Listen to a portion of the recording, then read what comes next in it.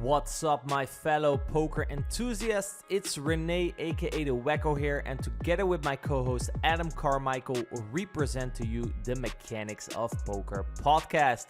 In this podcast, we deconstruct high-stakes poker players, figuring out what it is about them, how they think, what they do that makes them so successful, with an extra focus on the obstacles they faced and the skills they had to develop to surpass them. Over the years, me and Adam have gained a lot of experience in both reaching high-stakes poker ourselves and teaching other players to do the same. We have bundled all this knowledge together in our coaching program, the Mechanics of Poker, which is the most complete poker coaching product on the market. If you want to have a chance to work with me and Adam so you can get unstuck and make more progress in your poker career, go over to mechanicsofpoker.com to apply. But without further ado, let's learn from another high-stakes player's journey in today's episode. Welcome back, everyone, to another episode of the Mechanics of Poker podcast. Today, we will be chatting with Matt Marinelli, who is one of the biggest online cash game winners of the United States. He is a legend on the Ignition streets, but has more recently also introduced himself in global pools like ACR, on which he has continued to crush the games. Playing competitive games was nothing new for Matt. When he was younger, he competed in gaming tournaments, playing Halo and Call of Duty. He later developed a passion for filmmaking and turned that into a career, which he later abandoned to play poker full-time. As soon as he dedicated himself full-time to poker, he rose through the ranks very quickly, going from 100NL to 1KNL in only 6 months, and within 2 years was competing with the very best over at 2550. As always, we are joined by my co-host, co-mechanics of poker coach, Adam. Adam, what are you personally most curious for with today's guests? Yeah, I'm really looking forward to today's conversation. We have a detailed questionnaire that we send our guests. And from that, I've wrote down 5 words that I'm looking forward to digging into deeper. First is fearless. Second, grit. Michael Jordan, detachment, and identity. So they're the main topics from a mindset perspective that I'm really curious to learn more. Hopefully by the end of this podcast, we've got some good things in all those areas. Yeah, looking forward to diving into Matt's journey. Before we start, I'd like to give a big shout out to the sponsor of the pod, GTO Wizard. Take your game to the next level with GTO Wizard. Practice against GTO on all your devices. Study any situation from pre-flop to river, we've got it all. Upload your hand histories to uncover your biggest leaks. We have hundreds of hours of coaching from top pros, cutting-edge theory articles, and custom study plans to help guide your poker journey. GTO Wizard, the #1 app for poker players. So sign up to GTO Wizard using the link below, gtowizard.com/mechanics. Get 10% off your first month and join the weekly coaching webinars, of which 1 per month is with me. Looking forward on educating you there. Also, at the end of the podcast, leave your main takeaways down below and get a chance to win a free 1 month to GTO Wizard. We will pick out one of the comments and you can win a 1 month free license to GTO Wizard. Without further ado, let's talk to Matt. All right, we're here today with Matt Martinelli. Matt, welcome to the pod. Hey, thank you for having me. Well, let's start off at the beginning of when your poker career really started off. I know you got into touch with poker. I think it was in the Jamie Gold era. That's, I think, when you first got in touch with the game, you thought it was cool. You started to play some poker on the side, but was mainly focused on your education. Later pursued a career in filmmaking. However, after a while, you realized you were no longer happy with where the filmmaking career was going, and you decided to pursue poker full-time instead. I was wondering, did you already have a lot of experience playing prior to this decision? And why did you think becoming a professional poker player was the way forward for you? A little bit, yeah, I did have experience, but I think if I were to give someone credit, it would be Nick Howard, and his just kind of his social media presence at the time really inspired me to kind of give it a shot. What was it about the social media presence of Nick that made you believe that, you know, becoming a professional poker player was an option for you? Well, first of all, he has a cult following, so of course I just got absorbed in. No, I think first of all, he did a great job of just marketing himself because he was kind of everywhere. He had this really famous Run It Once blog at the time. He had a Twitch stream, YouTube channel, and I think, what made it so accessible is that it was also free. So I could watch all these. He had tons and tons of YouTube videos that I would watch, and I just thought the way that he spoke about the game was incredibly interesting, and it sort of sucked me in. And the other part of it too is that he is an American. Me being an American, and we're gonna I'm just gonna relate to him more. And he was kind of posting these graphs where he was winning like a crazy amount on, I guess, Bodog at 510 and 1020, and thinking like, oh my God, like people can win at like 10 big blinds for 100 at 510 and above on sites that I could play on if I played poker. That sounds pretty interesting. So just kind of hooked me in. Now, obviously, that was, I think, Nick's result or maybe some of the students' result. Where did the belief come from that you would be able to do that yourself as well? Well, I didn't know for sure before I started. I think when I decided I was going to apply or something, I had to put in a sample at like 25 NL, and I was incredibly driven. I can't even believe I was putting in this many hours. I was just like pumping in volume at 25 NL just to like prove I can beat the game, I can win, do all this stuff, and to have like an impressive sample to send in when I was going to apply. And I was kind of using his free content to the best of my ability, and it seemed like it was working pretty well. So that gave me an initial inkling or feeling that it could work out, but you don't really know that you can do it until you actually do it. Yeah, there's always like a certain amount of fear that's involved. We usually ask people to fill in a questionnaire in that you mentioned that you are not necessarily a gambler, you like to plan ahead, you like to play things safe.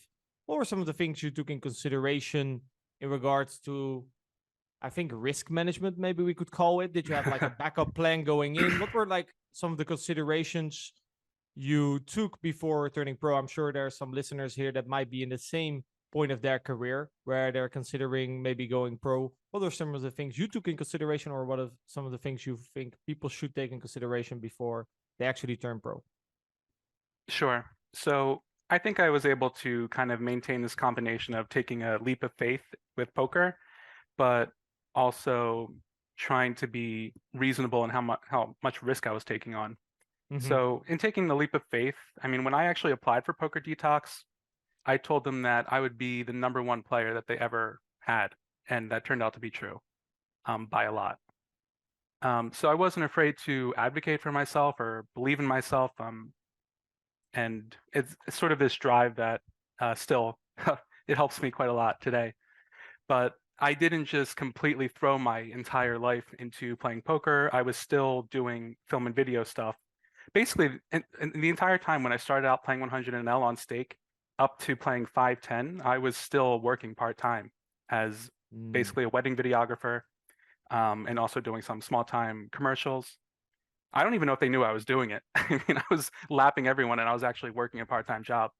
But I was kind of waiting to. I think once I got to the point where I was kind of basically crushing 2.5, that's when I sort of knew that I could start transitioning to being able to play poker full time, and that basically this had worked. What were some of your expectations starting out? Did you set like certain goals for yourself? Like, if I don't reach X before this, then I'll go back to filmmaking? Or were you basically all in? Well, I never thought that I wouldn't succeed. I just assumed that I would be #1, so I didn't really think too much about that. So there's I don't know. I guess it could be tough to explain. If I really thought that I was going to be #1, then why not just quit your job? Well, I don't know. I guess it's just kind of being of two minds. But I definitely always thought that I was going to succeed. And I think the main goal, I guess, when I started with Poker Detox, especially because this was the maximum in the contract, was to get to 510 and to be making some sort of 6-figure salary. You mentioned detox. So what was the reason you decided to reach out to coaching straight away when you went full time? Like, I know a lot of players, they first start to try to figure it out themselves, and it takes a very long time of pain and struggle before they actually reach out to help. Why did you think it was a good decision to straight away jump into, I think it's a CFP program, people usually then are like, yeah, I have to give away half your profit. Yeah. I want to make money now. Well, it's kind of funny. I mean, there are certain things like, I guess whenever I played poker before, it was just for micro stakes. And as it turned out, I didn't become sauce 1, 2, 3 or whatever, just go straight to nosebleed. So I didn't see any sort of complete ascension. So I was kind of partially being realistic about what I would be able to self-generate. Another part of it too is because I went to school and got an education. I mean, I see value in getting some type of education. In the United States, I mean, people would spend easily 6 figures to go to university to get any real job where you expect to make money. And yet with poker, sometimes it's hard to get people to spend even $1,000 on poker coaching. So maybe in the United States, it's not even that shocking to think that you're going to pay to get some sort of training, but I felt like it would help speed up the entire process by quite a lot. And it did basically do that. Was poker the first thing in which you seeked out for coaches to basically speed up the learning process, or have you done it in the past as well, maybe with other things? I wouldn't necessarily call it coaching, but I could see, even because I was a wedding videographer, one thing that it's more of like an apprenticeship where I was working as like an assistant videographer to someone that I really respected and thought highly of. And I could see how much more quickly I was able to just learn the ropes by watching them and then move forward with my own thing, as opposed to if I just kind of went in with no prior knowledge. And so just kind of seeing, maybe if you don't even strictly think about a coaching for profit as coaching, but you see it as an apprenticeship, that could maybe help frame it a little bit better, but you're just trying to glean knowledge from people that are more experienced from you. Yeah, and it makes a lot of sense, and probably going forward or in other endeavors that you look at or something that you want to get better, and probably looking for people who have showed that they're very good at that and trying to have them teach you to speed up the learning curve. This is probably like the first thing that comes to your mind now when you try to get better in something, right? Yeah, exactly. Yeah, I have exactly the same. It's interesting that indeed in poker, people are not really willing to invest in their career, even though if you look at the returns, the expected salary that you could get compared to like other jobs where people might invest, like you said, 6 figures, it's really weird that people are a bit more averse towards investing. Maybe because the education market is more organized, legalized, and the coaching market is maybe a little bit more all over the place. I think Coming so. back to that, like there is a lot of coaching material, for example, out there. How you already mentioned you really aligned with Nick's philosophy. How does one find a good coach that works for him?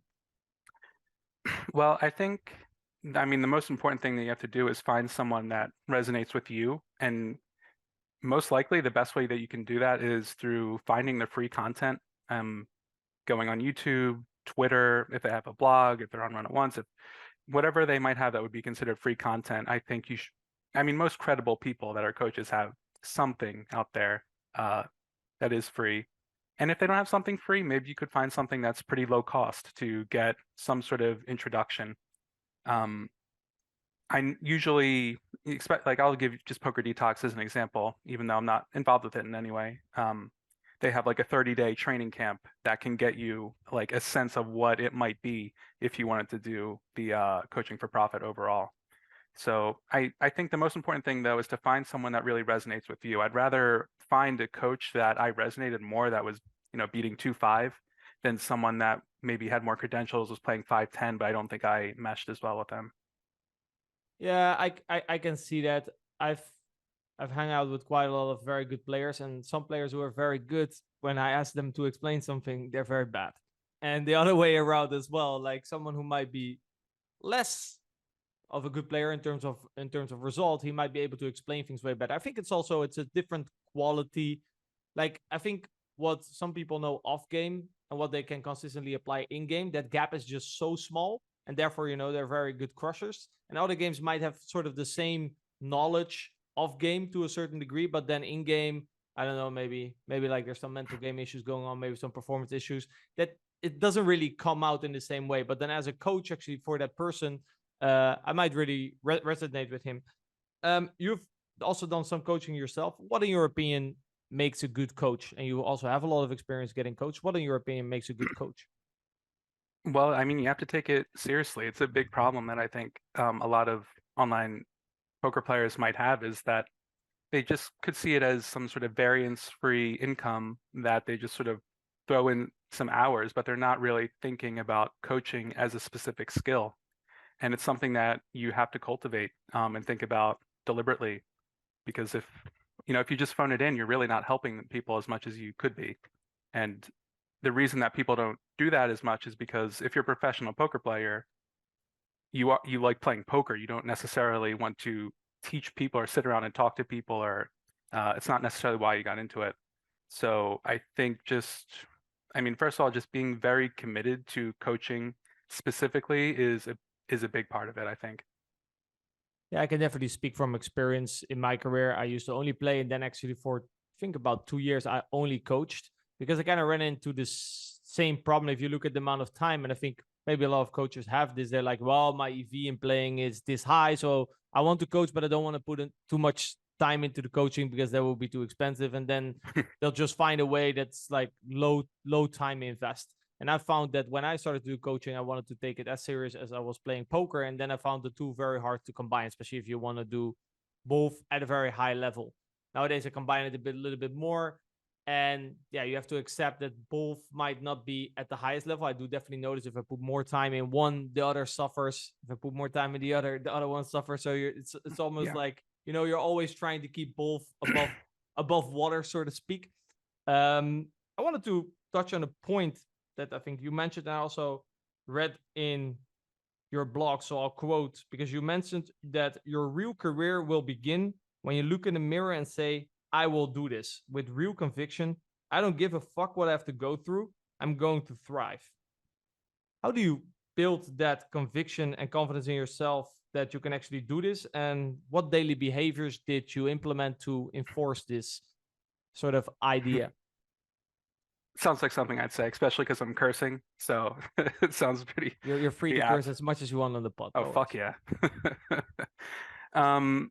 It's a hard thing to really know how to teach, to have this sort of kind of fiery belief in yourself. But I think the first step, I think that I was maybe even laying out in that post, is I think it was, first of all, just stop listening to any sort of toxic social media. I mean, starting with the ideas that are even kind of coming into your head, is that most people, let's say you go on Twitter or like 2+2 or something, the most common thing you'd hear is that poker is dead or something, or that the game is too hard or something like that. But we'll just say poker is dead.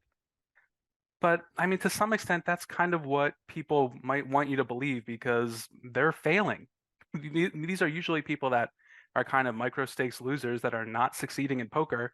And so the idea that the sky is falling, the game is dead, that's kind of what needs to be true in order to justify their own mediocrity. So don't fucking listen to them. There's plenty of money to be made in this game for anyone that chooses to be great at it. So just be great. Surround yourself with people that are also proactive, they're working hard to improve themselves, to improve their game, that kind of they don't have a scarcity mindset like other people. I guess, just putting it simply, is just finding your tribe. And I think that's what really was a great stepping stone for me in finding a coaching for profit with people that I was aligned with, is that I just kind of had this great community where we could all kind of build together for that time in our life. And I think if you are able to, I guess, kind of stay away from the negativity and just have your tribe, working together with people, this sort of attitude that you feel like you can do this, I think that's going to kind of naturally develop over time. So I'm a big time believer in, you are the sum of, whatever the 5 people that you spend the most time around.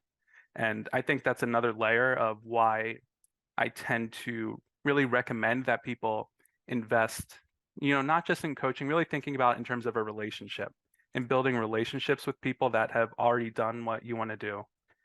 Because it pays off in dividends in ways that you wouldn't even anticipate when you're first starting out. I'm sure a lot of people would love to hang out with a lot of very smart poker players, but how does one find its tribe? Well, I think one thing if you're starting out in micro stakes, the problem is like why you can't invest $100,000 into your education is because you can't get out a student loan for poker, right? It's just not seen as legitimate. So the best thing that you have to offer if you have no money is your future profits. That's why coaching for profit is a logical starting place for someone that is playing micro stakes. They're, basically someone with a dream. And so that's why publicly something like CFPs can get a lot of flack, and sometimes justifiably so. I mean, you even mentioned it I think in the beginning of like people, so why do I have to give away all my profits? This is BS or whatever. But guess what? If you don't have any money, you have nothing to offer anyone. So this is your best opportunity. Yeah, and if you have no profits otherwise, then it's better to give half of something that you actually have than giving nothing of break even. Exactly. So I would say it's probably your best route to go that direction. And I think it makes the most sense for people that have been stuck. Let's say if you're stuck at micro stakes or small stakes for a long period of time, let's say you're playing for like a year and you haven't moved up in stakes. I think you need to be willing to try something new and break out of whatever paradigm you're in. Because if you're just trying to brute force it, doing the same things that you've been doing, it's probably not going to be enough. And I mean, even like, let's say part of your routine might be to have a run at once subscription. Now this can be great, but the thing is that it's also like very impersonal in a way. You're just kind of getting some big tub of videos. There's no personal connection. There's not, it's not much of a guided lesson plan, we'll say, or there's no cohesive vision to run at once coaching. Whereas if you find a specific coach, not only can you build a relationship with them, but they also typically will offer a particular cohesive perspective on the game. Like someone might be more of a theoretically oriented coach, someone might be more of a data-driven coach or a simplified strategy coach or some blend in between. And when I'm talking about finding someone that you feel like you really mesh with, I think usually their cohesive idea about the game will be very appealing to you. Yeah, because there's, people like to hear that there's one way. But for example, also in the questionnaires that we ask people to fill out for the podcast, we have many successful guests on, like what they fill in terms of how they approach strategy, for example, when we give them two options, it's very different for players. One likes to simplify a lot. One uses like a complex type of arsenal of things. Also, if you analyze games at the highest stakes to all winners, and you just take a random node, there's different strategical approaches. So guess what? There is no one way. And I indeed believe that like some ways might resonate more with you and you find that more intuitive, and therefore you can strive in that way of approaching poker. Does that make sense? Yeah, of course. And it's going to be more fun. You'll have a lot less resistance when they're teaching you something. It's going to work so much better if you're already on board with what they're saying. Because if you're not really a theoretically oriented person and they're giving you tons of like PO solver outputs, you're just going to be fighting the entire way, and it's probably not going to work out in the long haul. I was thinking about also what you said about the community, because in your quote, it did say like things will get tough. So it's not like you're delusional and thinking that, I'm just going to rise to the top and there will be no struggles, but you expect struggles and you think it's normal, and therefore, yeah, it's just part of the learning process. Where I think at a whole, people are break even for a long time, maybe, and then they go to the general community, well, who's also break even or losing, and they're all like, yeah, variance is tough. You get these kind of things usually pointing outwards, and what you have to do is start to point inwards and maybe think, well, maybe I'm the problem, or maybe I should mix something up. You already mentioned like run at once videos. There's also like how you use things. You can say like, yeah, well, I also work with data. Yeah, I also work with solvers. Yeah, I also watch run at once. But how are you using these tools, right? I like to make the comparison. You can put me in the nicest kitchen with very good ingredients, but yeah, I still don't know how to cook. Like I have the same tools to my disposal, but I don't know how to use them like a professional chef, right? So it's also how you're watching these run at once videos. Are you just, do you have a bag of potato chips lying on the couch and just, using it more as like sort of a Netflix, or are you actively trying to think like, Why would he do that? Or what's his strategic approach? And maybe try to reach out to him. People also love to take, right? They want to, for example, message you, or they want to message me, even though they're at maybe it's 50 and 100 and L. And they ask. And instead of like, hey, Matt, how could I maybe help you? You know, maybe I could start running some sims for you that you don't want to do yourself. And, you know, when I provide them, maybe I can ask you a question for every sim that I deliver. For example, you know, find ways that you can actually add value to the person's life, and he'll be happy to give value back. I see that actually in my own coaching as well. People who reach out to me and provide me with cool poker solutions and want to talk about it, I'll happily respond. I'll happily jump on a call with you, discuss. No problem whatsoever. You joined Detox, and I was wondering, after getting coaching, what did you realize was the biggest mistake you were making in your approach to poker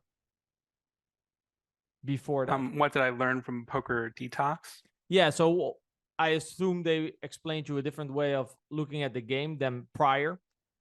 What was in your opinion, your biggest mistake that you were making in your approach to playing poker? Well, I think, you know, Nick was really big on simplified strategies and trying to make the game as simple as possible.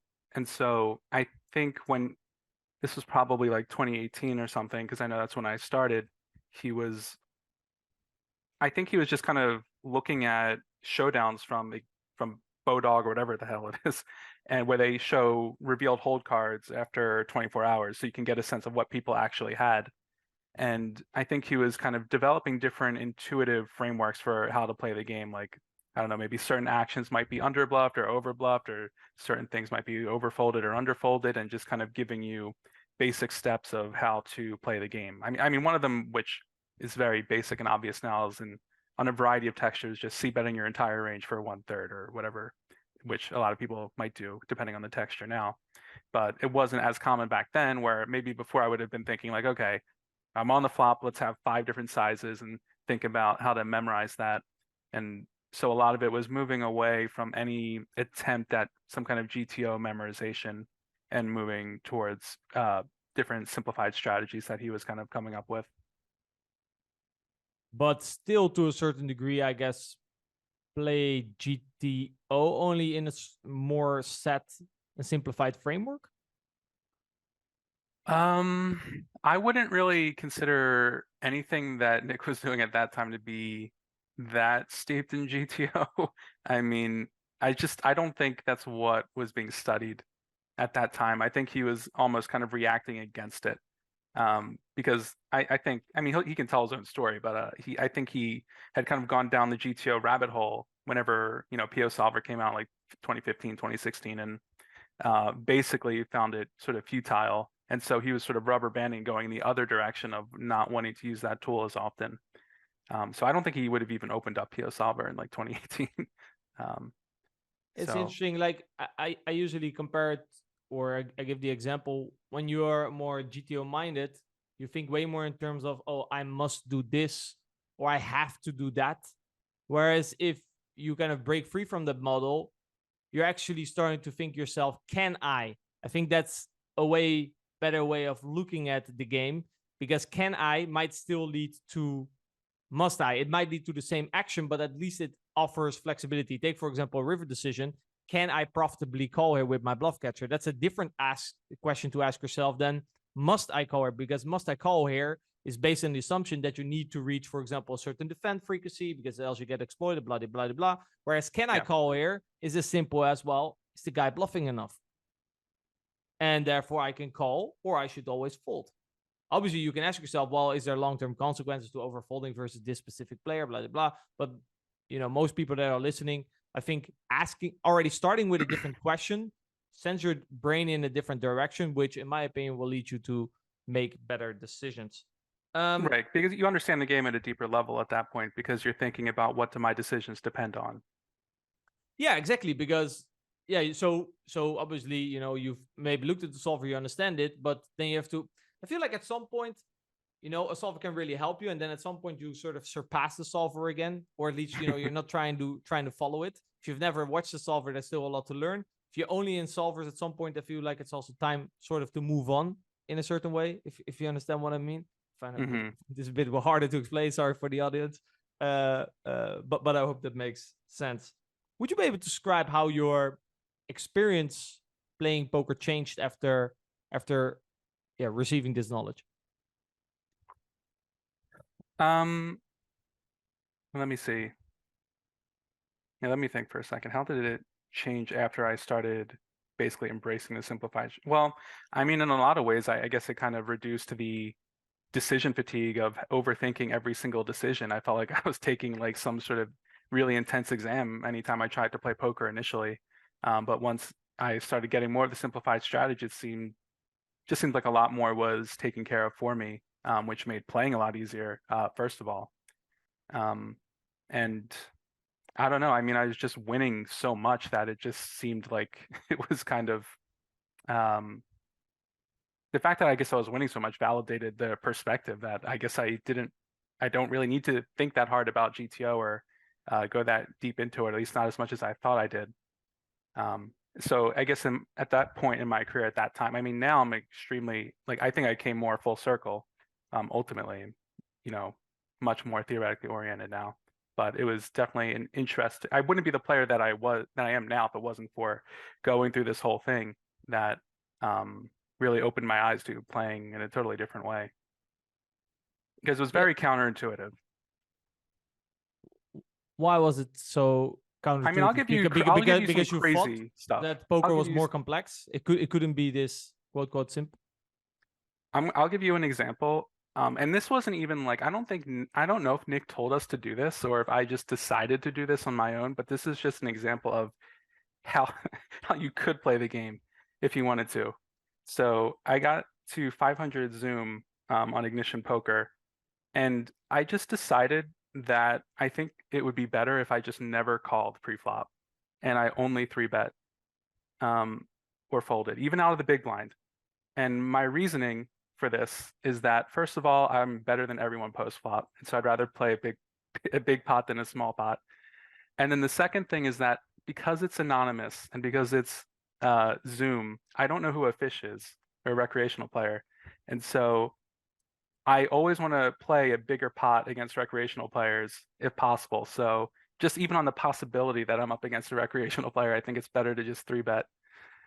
And also I had this insanely high RFI. So long story short, I think my stats were like 33, 32 with a 30% 3-bet. And I think I wanted like 11.5 BBs adjusted at 500 Ignition. It was probably the most insane way you could possibly play poker and must have been exploitable for like 30 big blinds per 100 or something. And yet I just kind of crushed the game regardless. And so that definitely gave me some confidence to I don't know, just playing like that is so bizarre and making it work. It is very, very interesting to say the least. Yeah, I think an experience like that kind of opens up your brain to the question like, oh, well, if this is possible, what else is possible? Exactly, right? Yeah. So it opens up your brain to think more creatively about strategy. I would say actually it also takes maybe on anonymous, like I've never had any experience playing on anonymous pools, but maybe because it requires a lot of confidence to use a strategy that's against what the majority is doing, because basically you're saying that the majority sucks and you know it better. But especially the higher levels you get, you're like, hey, oh, your high stakes, you guys all do this? Fuck that. I'm going to do this other thing instead. It takes balls. Yes, I'm a bold player. you're definitely a bold player, but like I said, I can imagine that on an anonymous game, there's obviously like some different dynamics because you don't have to think about, well, okay, I'm gonna have a 30% 3-bet. Think in a game where people might track your stats, that at some point they're like, wait, this guy's 30% 3-bet. Like, what the hell is going on? So in your experience, because I know you also play non-anonymous games, what are like some of the adjustments you've made going from anonymous to non-anonymous, and what are in general for people maybe listening who are maybe hopping between the two or only play one or decide to switch to the other? What are some of the things that they have to take in consideration, the fact that it's anonymous versus not anonymous? Yeah, I actually just enjoy playing regular games way more. I don't really like anonymous. It makes me feel like I enjoy actually playing against specific people. and getting reads on them and kind of looking at their stats in hand to note after I get a substantial like sample on them. And so I do spend a lot of time thinking about how to play against specific people, which would make it kind of hard for someone to actually easily, I mean, everyone's exploitable, but it'd be harder for someone to counter me in a blanket way because I just sort of intuitively play against everyone at least a little bit differently. So I get a lot of value out of kind of coming up with specific dynamics that I want to play with specific people. And I guess your game nowadays, when you switch to normal tables, from what you mentioned, you play a bit more within a GTO framework. So probably your stats are less extreme. So therefore, for example, because I know that like some people who were used to play anonymous, they hop, for example, to stars. And, you know, they learned in Detox that if someone checks back, you should step. So they run around with like an 80% probe or something. Yeah, you know, people Yeah. will pick up, and then you have a problem, sort of. Yeah. I mean, it's kind of a big time jump because I think when I was doing that, it probably would have been like early 2019. So that was a while ago. So I don't play anything even remotely close to that now. It's significantly closer to playing closer to GTO with maybe trying to figure out how I want to try to exploit specific players. So I think I kind of I mean, I'm also like my main game is 2550 on ACR. So it's, you know, a lot different, you know, substantially different than Ignition Poker. But would you say like the main foundation of the simplification remained, but you keep your frequencies a bit more in control compared to the past? Would that be a good description? Yeah, I mean, there's things that I could expand upon more. I think there's a lot of, like, I'm still definitely a player that comes from this sort of mindset of keeping things simplified and coming up with ways to have simplified strategies that are also very close to GTO. And I'm also still just a very, like, I mean, I don't know what my opponents think of me, but I'm pretty fearless and aggressive player. And that just kind of comes from just being the type of person that would be willing to 3-bet 30% at 500 Zoom. You're going to be an interesting character once you get to nosebleeds. You ended up being one of the most successful students, while many others of you who were in the same CFP, they received the same sort of coaching, they actually failed. So what do you think sets you apart? And in your observation, why did others fail despite being handed the same content? Are you smarter than them or more talented than them, or what was the difference? Well, I mean, I have no idea if I'm smarter or more talented. I wouldn't really think so, but I can't really control that. I can only control, you know, what I do. And so I know, I mean, when I just started my contract with Poker Detox, I just hit the ground running and I was just working as hard as I possibly could. And it was really important for me to treat poker professionally and not to treat it like what I worry maybe a lot of people do is treating it like it's a video game. You were kind of mentioning before, like, how are you watching the run on once videos? How are you doing this? Are you eating potato chips and treating it like Netflix? I think part of the problem is that people that want to play online poker, there's a lot of overlap between being like a gamer. So they're kind of approaching it almost like they would treat, you know, I don't know, like playing Dota or some other thing of just like, I'm going to log on, you know, I'm going to just put in my time. I'm not going to think that hard about it. You just kind of put in your hours and hope that you just get better.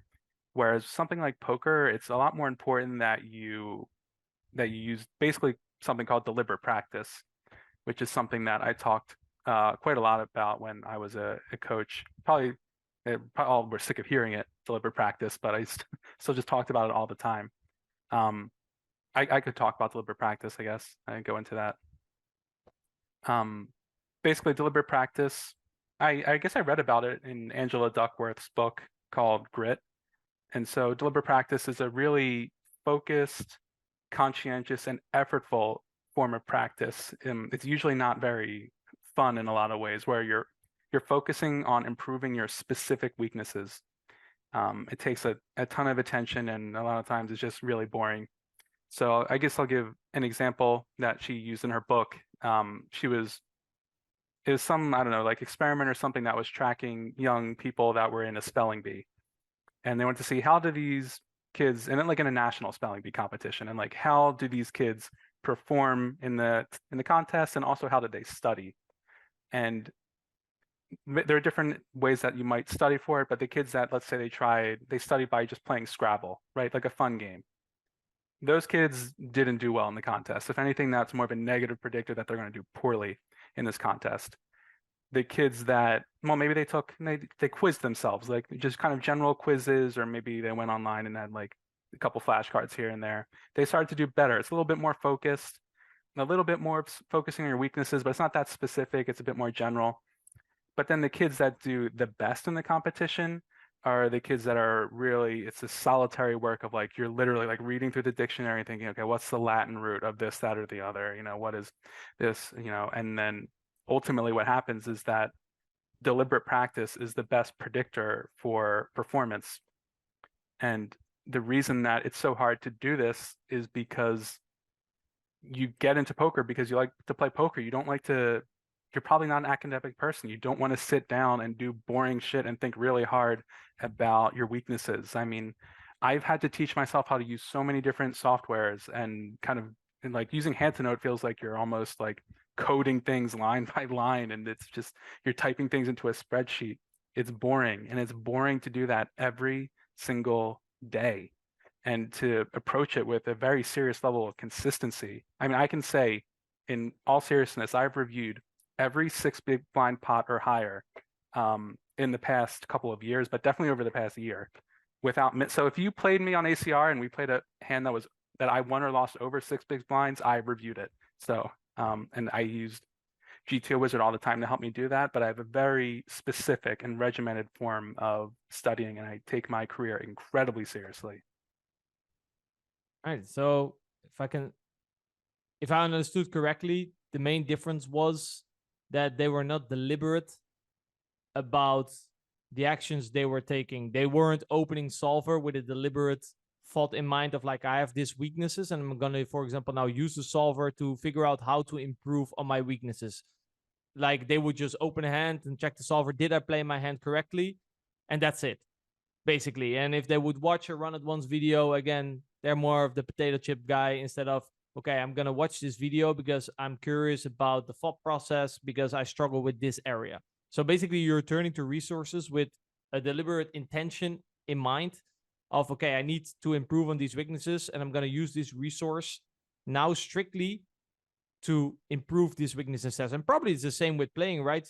You set a certain intention before a session. Like I usually, before I play, I always open like a little notepad and I'll start write down like, okay, how can this session today improve me as a poker player? What should I be focusing on? So I set a couple of like focus points for myself. And what this does is your brain will start to look for situations where you can actually improve as a player. So I'm a very big fan of, at least before your session, sit down like, okay, what I'm trying to achieve in this session, how can this session help me in any sort of way?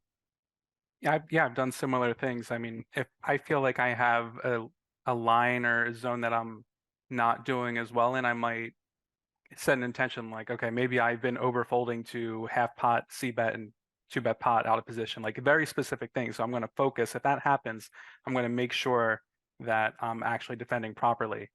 And I mean, even like there's a layer of it that is you have to spend time to even know what your weaknesses are. It's not even enough to just use the tools correctly. Sometimes you have to use the tools to reveal what your weaknesses are. So And there's just a lot of layers to it. it actually makes a lot of sense, right? Yeah, but what you mentioned, like a lot of players go into poker because they don't want like a 9-to-5 job, or they don't want to do all these things. And basically now you're saying, yeah, well, in order to become good at poker, you have to treat it like a job. And people are like, yeah, I got into poker because I didn't want to have a job. Yeah, sorry about that. Yeah, exactly. I mean, if you want to be great, I mean, I don't know. I don't recall who said this on the podcast, but one of our previous guests, I don't recall who, he also said like, well, I'm a professional now, so I'm going to take things professionally, right? They really, at some point it switched. Like I'm no longer an amateur, I'm a professional. And with a professional comes certain standards that you do, right? Like you said, you put in certain work, or You know, you plan your schedule. You play certain hours. Not like, oh, well, I don't feel like it today, so I don't play. No, you're a professional now, so you're gonna put in your hours. So that's kind of maybe yeah, exactly, like being very deliberate is kind of what then sets you apart. Hi guys, Rene aka the Wacko here with a quick Mechanics of Poker 2.0 announcement. In our program you will get access to 80 plus hours of content in which we will explain you all aspects needed in order to become a more successful poker player. Now one of these of course is the technical aspect of the game, in which I'll be explaining you all the mechanics behind poker strategies. We'll be talking about GTO, exploitative play, with an extra focus on the why behind certain strategies and why the population has certain leaks. And to increase your win rate even further, we've recently added a river bluff and bluff catching section so you can increase your EV when those pots become very big. Our mindset and performance coach Adam Carmichael, he took care of the mental game and performance section of this program, in which he will teach you everything you need to know in order to break through limiting beliefs, better handle your emotions, break free from tilt, and play your A game more consistently. And last but not least, we've added the management and optimization section in the program, in which we will give you various tips and tricks to make it more likely for your poker career to succeed, and how to continuously improve as a poker player. Now on top of that, this concept is continuously evolving based on feedback and suggestions we get from our community. Next to all this content, you will have access to our exclusive Discord community, monthly live Q&A calls, and one-on-one coaching session in which we are going to be reviewing if you have been implementing the stuff that we teach you in the Mechanics of Poker correctly. So do you think you have what it takes to master the mechanics of poker? Go over to mechanicsofpoker.com and maybe you will get a chance to work with me and Adam and make more progress in your poker career. But for now, without further ado, let's get back into more goodness in today's episode. Adam, how deliberate were you in your approving? I definitely feel like you probably resonated with Matt in this topic. Yeah, 100%. Yeah, I think deliberate practice is one of those things that we can talk about, and it's sometimes hard to understand what it actually means. But generally, it's being very intentional about what you're doing, trying to learn in a very coherent way. And it's often doing boring, monotonous stuff that you repeat over and over. And I think you've talked about today, a lot of poker players kind of don't get into poker with that mindset. They don't really want to do the hard solver stuff, the hard work. They enjoy the game. It's fun. It's this enjoyable thing. And at some point, to keep progressing, you need to put in the hard stuff in this kind of pursuit of kind of mastery. So yeah, I think I learned this concept from Malcolm Gladwell. He coined the term the 10,000 hour rule, which kind of overlaps with this what Matt's been talking about, of you need to put 10,000 hours roughly. It's a kind of concept of deliberate practice, which is this hard work. And you might only do 1 to 3 hours a day of this really hard work. It's the tough stuff. But yeah, that done over time, the kind of good news is almost nobody does it. So the reason Matt is speaking to us today from this high vantage point is because he's done that for a prolonged period of time, and most other people haven't. So right now we're talking to you, Matt, as a high stakes player, and I just want to unpack your story to get in here. Obviously you didn't wake up and just start playing high stakes. So I want to unpack your journey and some of the lessons that you've learned that hopefully the audience can resonate with. So I think you mentioned that you made your way from kind of 100 NL to 5K NL in the space of 2 years, which is rapid. In that kind of quick journey, were there any setbacks or challenges that you can remember to heart that were particularly challenging during that period? Sure. There were a couple different, I'm sure, in just those 2 years. I think probably one of the ones that jumps out the most is me trying to get to 1020 and basically getting crushed over and over again. And I'd done so well to start off my contract, and I had to advocate. It wasn't even in my contract to do 1020. I had to advocate to Nick Howard, hey, you should let me do this, yada yada yada. And he said okay. And then I just got to meet. I think I lost I don't even know. I lost 18,000 or something in a couple of days, just immediately. And so okay, now I'm in makeup and I have to go back down, and I'm grinding it back up. It's taking a while, and then I decided okay, I'm going to try 1020 again, lose again, and have to go back into makeup. And it was this thing. I think maybe over the course of 4.5 months where I was in makeup, kind of shot taking 1020, then going back down to 510. And I'm living in Los Angeles. It's an expensive city, and relatively speaking, I'm still new to solo, just doing poker without any other income aside from my wife's income. And so it was just kind of a really difficult time, and also in some ways a character defining moment, because there's this sort of temptation of thinking like, well, I'm already crushing or whatever 5-10, I should just stick to playing 5-10. I shouldn't, because I basically took 3 different shots at 10-20 and I lost about, I think I lost $52,000 playing 10-20 over these 3 shots. And so it's tempting to just, oh, I'll just play 5-10. I mean, I don't need, or maybe I can just take a ridiculously long time and just wait till whenever to play 10-20. But I think I'm just too much of a competitor to just not continuously just keep trying to do this, because over time, I mean, like I started out saying I wanted to be the #1 player in Poker Detox, but as time went on, I think it just became that I wanted to be the #1 player in online 6-max. And so the way that you're going to do that is by shot taking, playing against the best players, and I guess you have to invite a lot of pain. It's going to be a lot of struggle. So eventually, I think I tried it. It was my 4th shot that eventually worked, and what ultimately wound up kind of changing my life a little bit is the 4th shot. Eventually, I won $100,000 in 1 month, and at 10-20, and yeah, that sort of established me, I guess, as a crusher or whatever. So these 3 challenges, sorry, these 3 shot takes that failed, so to speak, where you were down 52K, what made you want to continue? So you've mentioned like you've got this kind of inner drive to be the best in Detox and the best at your format, but at the same time, there's a lot of kind of conflicting kind of results coming back at you, which is going to get you to question things. So first of all, why did you continue to keep going at the 2Ks? And was there any skills that you had to develop over this period that helped you break through to that profitable month? Well, I think it did help to, I think after I was in makeup for a while, I needed to kind of take a break from continuously kind of banging my head against the wall in this process of 5-10 to 10-20 and back and forth. So I actually wound up playing on some app games for a little bit, which are, when I think back on it, it's hilarious, me playing on these like these ridiculous like Chinese apps. But it kind of actually got me to, and it's a little dramatic to say, but like kind of falling in love with the game again, of like learning this different thing, because it was such a crazy format where it was like there's a 2 blinds and a straddle and an ante, and it's like 60 big blinds deep, and it's all written in Chinese, so I had to like use Google Translate to like understand what all the buttons did. But it was just kind of like learning a slightly different format on what I was already doing, but wound up ultimately, I guess, crushing that, even though it was pretty, I'll say it was very shady.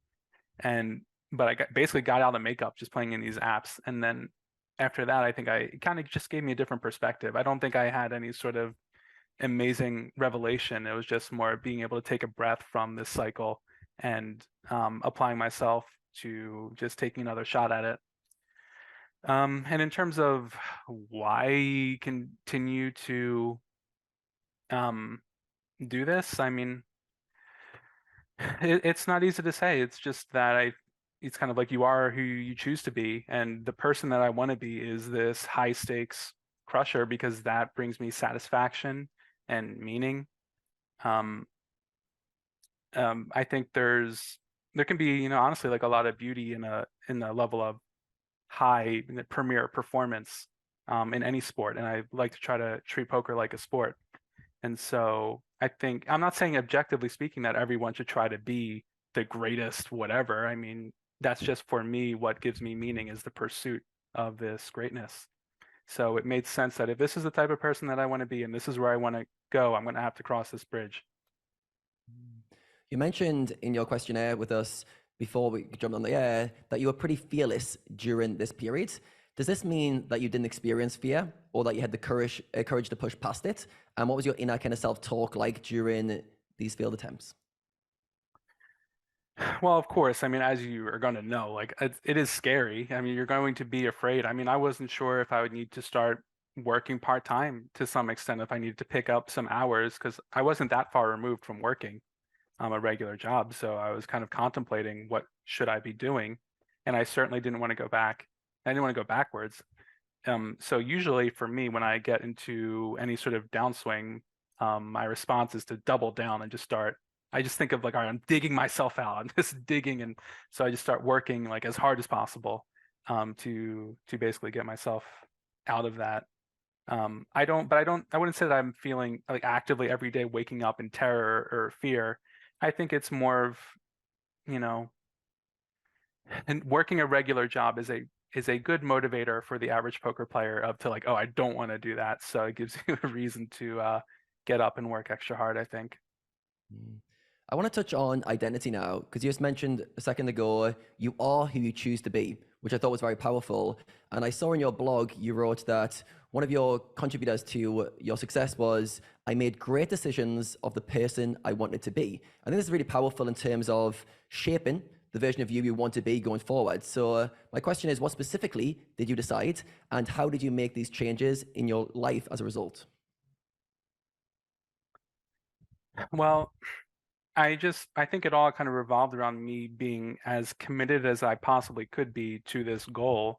And no matter how afraid I was going to be or how hurt I was going to be, I mean, I'm pretty sure I cried at some point from the downswing of just being in makeup for months and months and months. It was too much emotionally, but I would never let that stop me from continuing to pursue what I wanted to do. I wouldn't let fear, stop me. And it's something that I would, maybe something I would impart to people that are playing smaller stakes, especially younger people that want to get into the career, is understanding that like this game is going to be just a ballroom brawl, like from beginning to end. Like the problem a little bit is if let's say you look on social media or look for different coaching sites and offerings, you're going to think that people are winning all the time. It's all chip porn. It's all like, hey, look at my graph. I played a 20,000 hand sample and won, whatever amount of money. And yeah, it's like you kind of only see the winning, but people are not sharing the losing so much. I mean, Adam, there's people that are in the coaching industry that are sharing individual winning days. This is like a slap in the face. I mean, and it's going to give people the wrong idea of just how hard it is. Like it is just a slog from beginning to end. And something that in a lot of ways can relieve my anxieties about when I'm going through them is just reminding myself that it's going to be a ballroom brawl. It's going to be a fight from beginning to end. So you're not as surprised when it happens. Like, yeah, I might sit down and I might lose some 5-figure amount today. That's basically par for the course. That's probably what's going to happen, but that is just a part of the process. And so being realistic, with yourself and me just telling it's important for me to tell people like that I've gone through stretches where I've lost 52,000 high stakes. I went on $100,000 downswing. And it is excruciatingly painful. At one point I went to, I brought my wife and dog, and we went to Canada, and I went to play on GG Poker and lost money there. And I wound up like running really good on ACR and winning money on the trip overall, but I could already play on ACR. I didn't need to travel all this way to go to Canada to play on GG, and felt like a failure. Now, maybe at the end of the year, it was a big success in terms of all this other stuff, but you have to think about it sometimes it might not even be a year. Sometimes it might need to take 2 years or however long it's going to take. But you have to just trust deep down that as hard as it is, I mean, this game cannot keep the good ones down. So if you're one of the good ones, it's not going to keep you down. So just keep fighting. I like that. I like the meet and reality where it is. And it reminds me of a concept by Grant Cardone. He's got like the 10X rules, one of his books. And one of his things is that the goals you're pursuing in life are generally going to be 10X harder to achieve than you initially think. And for some people, that's enough to go, whoa, like that's a lot of extra effort. But I think it's really good to realize that in poker in particular, it's tough. It's going to be, like you said, a brawl to get to the goals. It's going to be a long-term pursuit, and it's not going to be linear. And there's going to be moments where you question yourself. You have self-doubt. Almost everyone we spoke to who makes high stakes has low points where they're like, is it going to work for me? Can I figure this out? I think sometimes realizing it's supposed to be hard. Most people will quit on the pursuit. If you're one of the resilient people who don't, you've got a chance to making it. So I just want to quickly double down on the identity thing that you mentioned before. So let's say for yourself in this moment when you're making good choices about the person you want to be, let's say you create a vision of yourself, which is going to be this high stakes crusher. You decide you want to treat poker professionally, but at a moment in time, you're playing 100 NL, 200 NL. There's a gap between who you are currently and who you want to be. How do you make it practical to start closing that gap? How do you close that gap between who you are now and the version of yourself you want to be in the future? Sure. Well, you just dress for the job that you want, right? I mean, I started a blog on the Poker Detox. We had like a little forum that was kind of closed off. And I started a blog right from the start and said, my aspiration is to be a 10-20 grinder. And so I'm going to study and put in the work like I think a 10-20 player should. And so I just kind of just showed all my different processes. Here's what I'm doing with PO Solver. Here's my index cards for this of what I'm working on, so on and so forth. And I'm also sometimes writing just blogs about what I'm thinking about. But pretty much from the word go, I was just studying as if I was already there and waiting for I mean, I already knew I was the greatest. I was just waiting for reality to catch up to me. Okay. So I think just dress for the job you want is a general statement. How do people start to dress for the job they want, and how do they make it practical so it's not just wishful thinking? So, for example, let's say someone's watching this, he's playing mid stakes, and he goes, you know what? I want to be the next high stakes crusher. I'm going to write down, I'm the #1 high stakes crusher. I'm going to start a blog as well. I'm going to be the best player in the world. Write it down, post it. I'm going to change my name to Matt Marinelli. Yeah. Yeah, just yeah, exactly. Change your name. Yeah. So, how does he make that practical? What does he have to start doing to make that more than just words on a page or a vision of the future? Yeah, I think it could be great to find people that inspire you in some way and see what are they doing and what are things that you can copy about their processes and take on for your own game. So, I mean, I don't think I had in particular, like, it's not like I wanted to be like Linus Love or something, but it was helpful that I was in a CFP. So people like, Nick Howard was someone at that time I could kind of emulate some of the things that he was doing. But I think having someone that you're modeling after on some way that inspires you, like to have your life be like theirs, can be very helpful. But I don't think it's anything too crazy. I think on a certain level, people probably know what to do. They kind of know what they should be doing. Like I don't think I'm blowing anyone's mind by saying you have to study and work hard. I mean, most of the problem I think is just actually doing it and being committed to doing it. So that's when we were talking about a post before where I was like, it's not like you succeeding is not going to be about you getting another run at once course or you finding another PDF or whatever. It's about you actually committing to this journey with some level of conviction. So I think it starts a little bit more internally, and I think people will know what to do intuitively. I've heard you mention in your blog that grit is one of the key attributes that allowed you to be successful. I think this ties very well into what we're talking about now. So grit can be defined as bravery and strength of character, or courage and determination despite difficulty. There's also a book by Angela Duckworth, who you mentioned earlier, called Grit, which defines grit as a combination of passion and perseverance. And she emphasizes the importance of long-term dedication and effort to achieve your goals. Now, for you, how would you define grit for yourself, and how has it played a role in your success and journey to the high stakes? Well, listen, I take Angela Duckworth as the authority, so I'll just go ahead and copy and paste the passion and perseverance. I mean, I'm playing poker because I was passionate about it, right? And I thought it would be cool, so I'll go ahead and take it. But I think grit has definitely been a big part of what has made me so successful in playing poker, because I was just so goddamn determined from the moment that I started. Because I mean, I wanted to back up what I said when I applied to Poker Detox. I said I would be the best player, and I intended to do that. So I mean, for me, I think it's been it's been essential, but probably the most important thing. I don't think I'm really all that smart or talented. I just think I've just worked insanely hard to make this happen. How do you cultivate more grit? Is it trainable, or are you just born with it?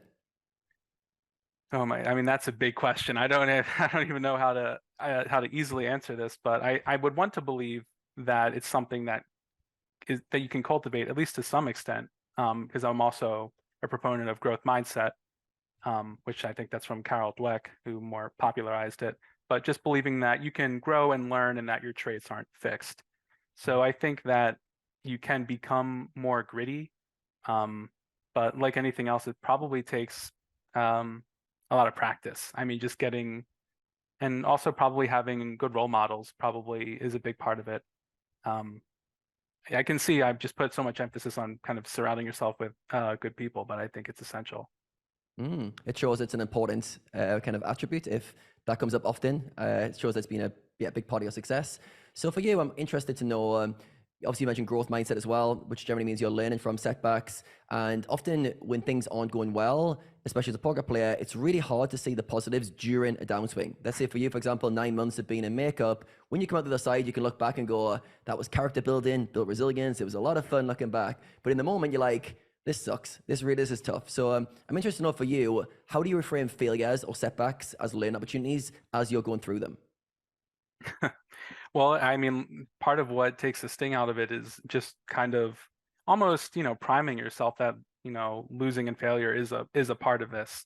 And so that's probably the thing that has helped me the most, is just recognizing that, failure and pain and suffering, whatever you want to say, is a part of the game.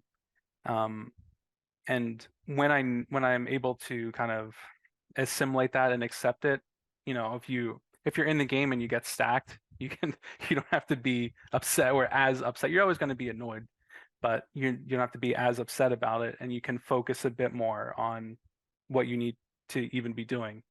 Sometimes I have little things like, let's say I can sense that I'm getting a little bit triggered or whatever. I might have questions for myself that I might ask, like, all right, what could I learn from this situation or from this hand? And some of these things, it can sound like kind of hokey to say, like, what can I learn from this? But honestly, when you ask yourself questions that inspire self-reflection, they stop you from bitching and moaning and complaining. And you might actually, there's so many times where if I stop to think about it, like, what could I learn from this hand? I might think like, oh, he checked back the flop with the nuts or something, and I didn't eat. Okay, that's something I could take away that this person is capable of. Where if I'm just like, oh my God, I can't believe he had the nuts, I'm not learning anything from it. So you get kind of a dual benefit of, on one hand, you're not as emotional, you're not as tilted. And then on the other hand, you're actually getting more information, from your environment, and that's going to inspire you to make better decisions going forward. You're going to, I'll do that again. I'll keep thinking about what I'm going to learn from different situations that are popping up at the table. I love that. It reminds me of that's called a formula from Ray Dalio, who says pain plus reflection equals growth. So anytime you're going through a tough period, exactly what you said, taking time to go, what can I learn from this? What can I reflect on that gives me the opportunity to take a lesson from this tough time? And sometimes it can be just you're playing lip service to it because you're not actually learning. But a lot of times there's lessons to be learned. There's things that you can kind of tap into to come out the other side stronger version. So yeah, I really like that. So in terms of you being the best player you can be, you mentioned I think it was in the questionnaire, your goal is to become the Michael Jordan of online poker. First of all, Certainly, what does that look like for you? I like that. I like the big talk. What does that look like? And in practice, what are you willing to do that you think others aren't? Yeah. I think the Michael Jordan of online, it's something that is more of an internal thing. It would come off like, I won't even reveal this because it's a podcast and I'm talking about this stuff. It will make, it almost invites someone to say like, who the fuck do you think you are? Certainly not Michael Jordan. I'll leave that to Linus or whoever, but that's the way that I want to approach my career. And if it works out that way, then it works out that way. But it's more about me treating my career as if I were to become the Michael Jordan of online poker. So that includes me studying until like whatever o'clock in the morning every day, because I'm, on principle, no matter how tired, even if I had my worst losing day ever, I'm going to review every hand above 6 big blinds or more. I'm going to wake up the next day and I'm going to I have my notebook with my different things I'm supposed to work. Okay, 2-bet pot, facing half pot, C-bet. Okay, I have my 25 flop subset. I'm going to do this drill, I got to fill in this spreadsheet, fill in this hand to note pop-up, whatever. I just have a process that I never deviate from, no matter what's going on. I have a schedule that's really important to me. And so it's just this obsession with process, essentially, is a lot of what it comes down to. And kind of having this goal of who do you want to be or how do you want to be is kind of like your North Star, so you kind of know what your actions are mapping towards.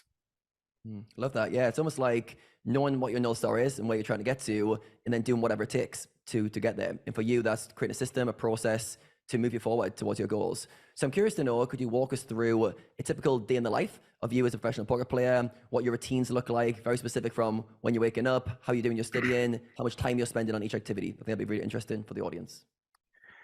Sure. So in the morning time, I'd say that's more of a focus, or maybe like early afternoon, I'm focusing on strategy development. So, I'm just trying to think because I actually have a whiteboard. I don't think you can see it. I have a whiteboard behind me that has maybe like 10 different things on it. So like, okay, I'm working on, I don't know, like different pre-flop things. So let's say I'm working on pre-flop. Like I really want to dial in some pre-flop thing that's like usually deep stacks, have some complicated stuff. So I might have like a separate Evernote document that says like, okay, I don't know, like pre-flop 150 DBs in this situation. And I'll open up simple pre-flop and I'll run a sim, and then I'll have like an Excel sheet and I'll type in different things. So it's very like I'm almost trying to create it as if it's like a research paper. It's like extremely scientific. It's measurable. It's something that I will have something actionable to take away to the tables as a result of the work that I'm doing. One of them could be like I usually am making 25 flop subsets in PO all the time. So something could just be like, all right, what is my c-bet strategy going to be? If I'm squeezing out of the big blind versus cut off in the button. So, and then let's say, or just the button calls. So I'll just put in the ranges in PO, run a 25 flop subset, and see, okay, what's the average frequency that it's c-betting? Can I range bet? Yes or no? No. Okay. So what's the average c-bet frequency? What are the compositions that could make sense? And then kind of go from there. This is the deliberate practice. Super like boring. I don't have fun with this at all. But I see it as kind of necessary because these are the things where I feel like I'm taking the most away because I know for sure I studied this, I wrote it down. The writing down is a big thing for me because then it's like, okay, I have like a notebook like extensively of all these different spots and I actually remember what I studied as opposed to like, all right, whatever, I'm just going to run a PO solve at the end of the day and then we'll just whatever I remember. It's more trying to be extremely organized in what I'm studying to get the most out of it. And just a quick question on that. Is that a physical notebook you keep or is it a digital one? And how do you organize all your notes and thoughts so that they're in a place that you can actually go back to them?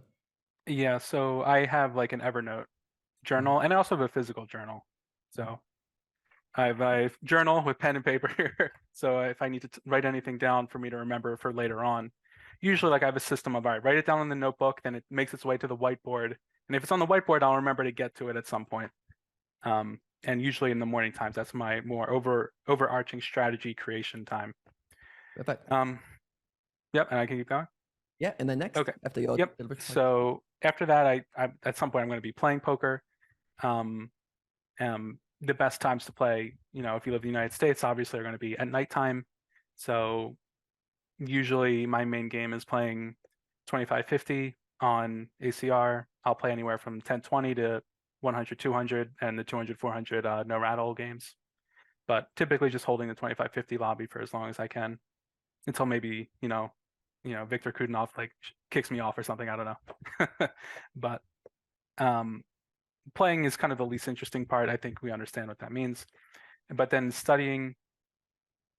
So after let's say I play like 1,000, 1,500 hands, whatever, for the day, I will go into Hold'em Manager 3, and I will copy all the hands that I just played above 6 big blinds, or I'll just copy them all, I don't know. And I'll import it into GTO Wizard. They have their database analyzer.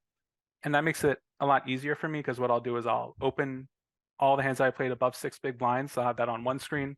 And then the other screen, I have the GTO Wizard thing. And so rather than having to go hand by hand and inputting everything into GTO Wizard, it has all the hands already, it already has the solves pulled up for you. So it's as simple as like, okay, I played this hand, here's the GTO, okay, this hand, look at this solve. Okay, and so I'm basically just looking for any type of mistake that I could have possibly made or anything that I could be curious about. This is where I'm more creative, where it might be like, all right, let's say it's a king 7-3 flop, and I'm like, so why is queen deuce suited a better bet than jack 5 suited? And I can allow myself to think a little bit, rabbit hole a little bit, think about, okay, how's it, the blocker effects, the removal, the nut making potential. Okay, that was interesting. I don't know if I'm going to use that specifically, but that is interesting for me. And so sometimes I might have ideas that make it to my whiteboard that just come from like, I wonder could I make check min raise a size in this situation? I wonder how I could do that. if that's possible, or does that make sense in theory, and so on and so forth. But this is definitely a more creative side, and also it helps me kind of unpack the day, because when you're playing high stakes poker and you have tons of money on the line, you just kind of have to make you have to make big decisions and just live with it. And so this kind of helps bring some order to the chaos, and to just see like, okay, from a theoretical perspective, where was I off base or on base with all these different decisions? Kind of just leaving no stone unturned.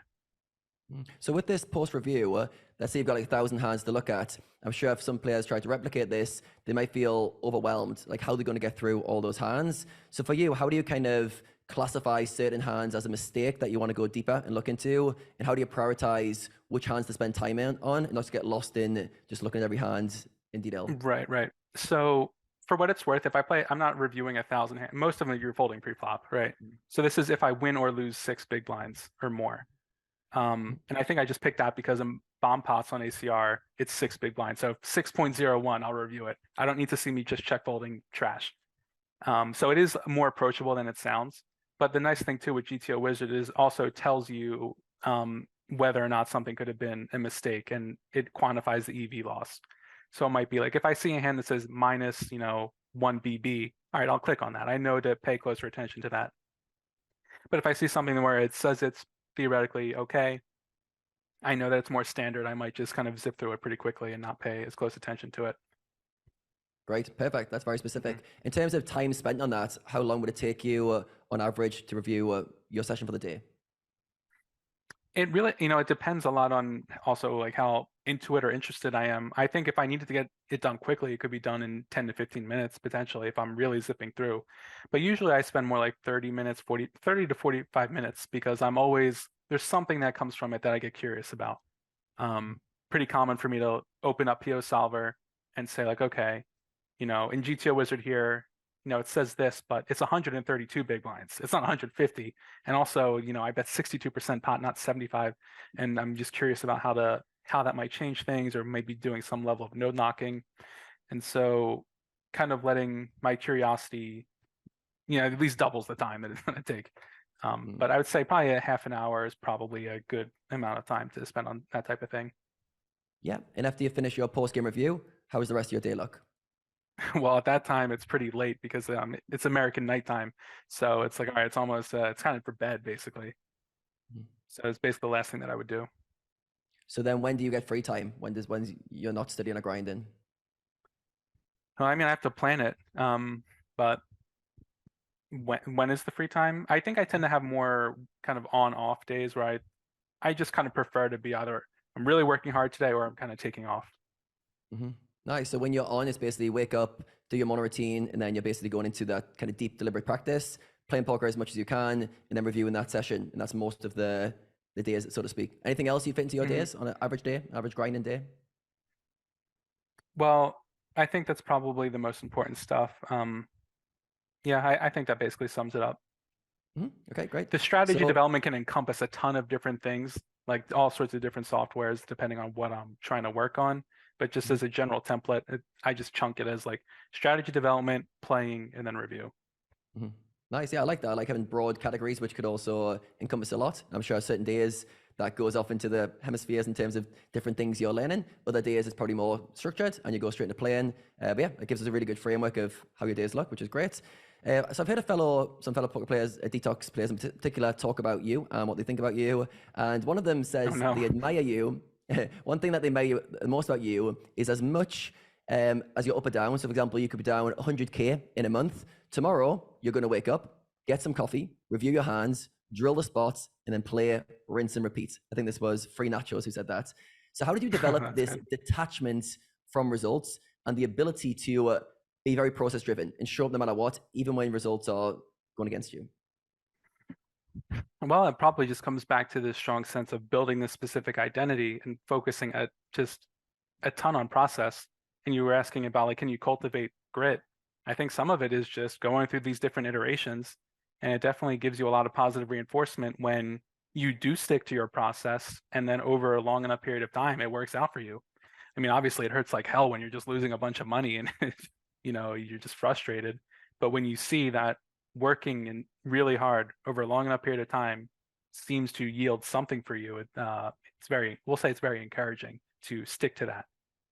Do you ever struggle to stick to that? Is there ever moments where you want to just hit the snooze on that alarm? You feel like the identity you're trying to become is stretched too far? And is there any like negative self-talk you have to battle against? Or do you feel like once you're decided, you can override anything in the moment? Well, I would say generally no, there's nothing that derails me from this. But there's times that I get kind of exhausted from poker in general and need to take time away. So I definitely tend to be an all or nothing type of person where if I'm taking away from poker, I'm completely stepping away. But what I would never do is kind of half-ass it of just kind of showing up, putting in random volume and just hoping for the best. So kind of just sticking to that. With your all or nothing approach, how do you self-regulate that? By that, I mean, how do you choose when to push on? So I can tell you've got really crazy work ethic. So often when you've got that skill set, you need to combat that with some form of recovery and way to recharge. And some players like be very structured, have set days of the week off. I'm guessing from you, potentially you could take days off as you feel. So how do you kind of regulate when to balance to push harder and when's a good time to take a break to recover? Well, I guess the benefit of having experience and doing this for a long enough period of time, you just kind of have to listen to your body and your mind. You kind of know when you're being stretched too thin, or hopefully you can learn this over time. And I guess I just take time off when I need to take time off. Sometimes I might plan it weeks in advance of saying like, okay, I'll tell my wife like, all right, so this like the next 10 days or whatever, like you're not going to see me or something, I have to really do this. But then the week after that, like, okay, we'll go out to eat, we'll do this, we'll have all sorts of fun stuff, we'll plan the party, all that.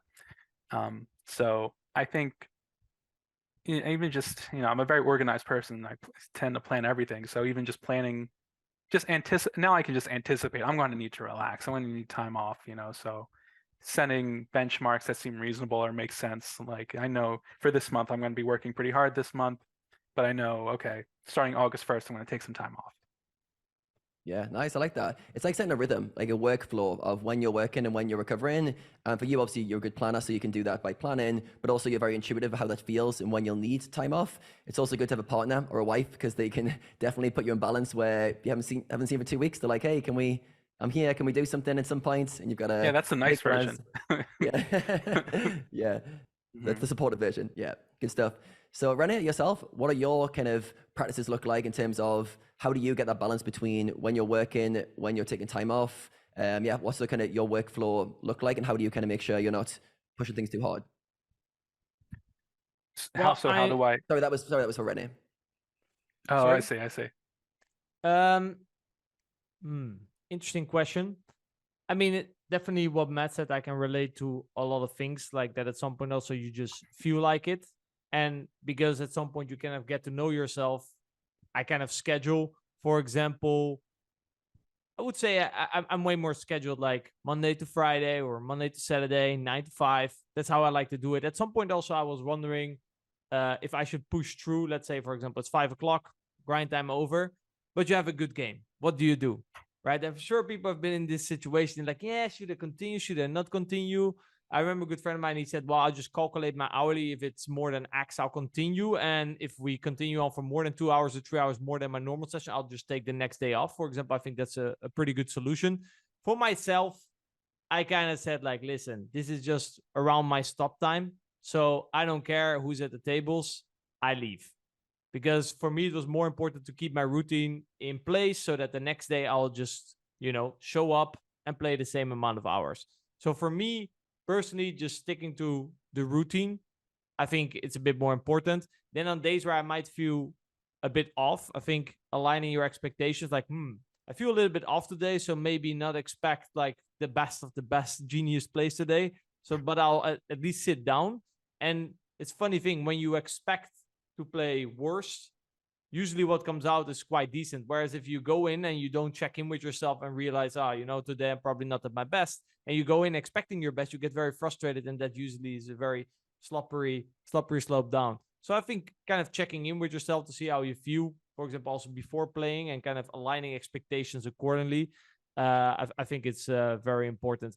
I usually also schedule in just one day where I mainly focus on strategy. So for example, I'll do the same as Matt. Afterwards, I'll review all hands. Usually I create some filters, exactly what Matt said, very deliberate, based on, okay, this is a specific spot that I'm working on. So let's say now I have like 6 filters specifically where, for example, top of my mind, I have one filter that shows me my strong hands. And then I'll review if I got the maximum out of my stronger holdings. That's, for example, a filter I made that I will review. Or I face a river bet in certain situations because I don't want to overfold.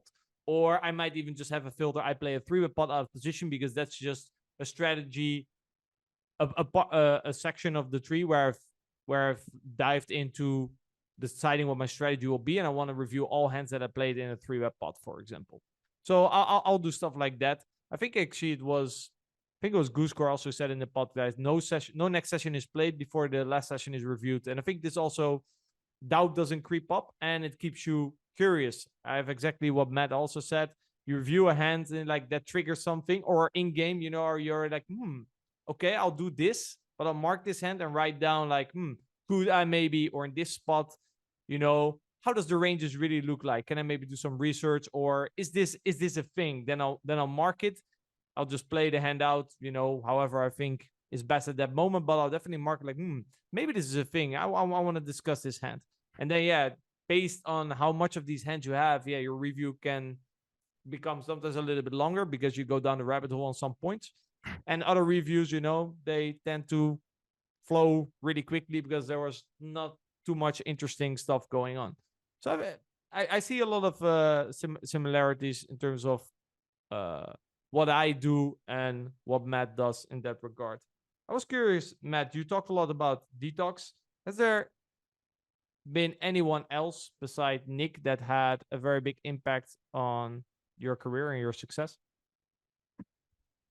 Yeah, sure. I think Pat Howard, who is his brother, is probably, he ultimately maybe played an even bigger role, or I don't even know how to compare it, but Pat Howard he's great. What can I say? It probably doesn't get enough enough credit, but he really complemented a lot of skills when he kind of came along into Poker Detox. He complemented Nick's skills. You compliment. You're really in the Howard family. You married their sister, or? Yeah, that's exactly what happened. I was also wondering. You mentioned like strategy creation a lot as a topic. Many players, they use solvers, but as discussed, is how you use them. What do you feel like is a very effective way to use a solver, and what do you feel like is a very, what's the opposite of effective? Ineffective way to use a solver. Yeah, well, sticking with Pat, one thing that I really appreciated so much about him is that he came into poker with a scientific background where he had a degree in physics, and he decided that that wasn't really the path for him and wound up kind of joining up with Nick Howard and his coaching for profit. And Pat just brought this scientific perspective. It just blew me away, just the level of professionalism that he brought to everything that he did. He was incredibly organized, always following the scientific method. It felt like reading the content that he was making was like reading a research paper, which I really loved. And so now when I do my own studying, it's a lot of it is just kind of using the same approach to treating poker scientifically and logically and all, and being very thorough and professional is basically the way that I do it. So I tend not to run a ton of random sims and just see, when I'm in my creativity time, that's okay to do that. But when I'm doing strategy development, that's when I'm like, okay, I'm going to make a 25 flop subset. I'm going to have an Excel page, and I'm going to see, okay, on all these different textures, what's the average bet, and then what would the exploitability be? That's another thing where like if you're trying to measure how exploitable is something, you see, okay, like let's say PO Solver is betting 90% of the time, in position might have a certain EV, and then let's say you do the same thing, but you node lock or range bet, and then you see the EV will change. It's usually going to go down because you're deviating from GTO, and you can see, okay, how much did I lose by making that simplification? And so like, let's say it was 1 chip out of a 1,000 chip pot. That's, a 1/10% of the pot. That's pretty acceptable. So it's like, okay, yeah, maybe I'll just bet my entire range in this situation. But it's having the discipline to want to quantify these things and not throw caution to the wind and saying like, okay, if this were like published, this is an experiment that would be reproducible. That's science. And so it's definitely the way that I'd like to approach poker, because I mean, it just resonated with me a lot. Also because I'm such a organized and logical person, but also because I saw how well that it worked for Poker Detox, Coaching for Profit, and the different, just what Pat contributed as a person. So that's basically the way that when I use Solver, it's usually a part of a bigger project, a more of a comprehensive project. Only when I'm in my sort of creativity time at the end of the day will I kind of look at a random sim. So then what's the difference? Because you also mentioned like you review, let's say, for example, you go to GTO Wizard, you upload your hand, you review certain hands. So that's when you, for example, use the solver to review a specific hand. But then when you, Correct. for example, it's usually, or at least depending on when people listen to this podcast, I know GTO Wizard is going to come up with a lot of cool updates where we can actually customize a lot and actually build our own strategies. But for now, for example, I'll use Pio for that, because that's where you have more of the freedom to determine actually what your strategy is going to be, right? Like downside of, for example, a pre-solved sim with multiple sizings, you can kind of follow the hand, but the ranges are going to look very different at some point of the tree if your opponent plays a different strategy, if you play a different strategy.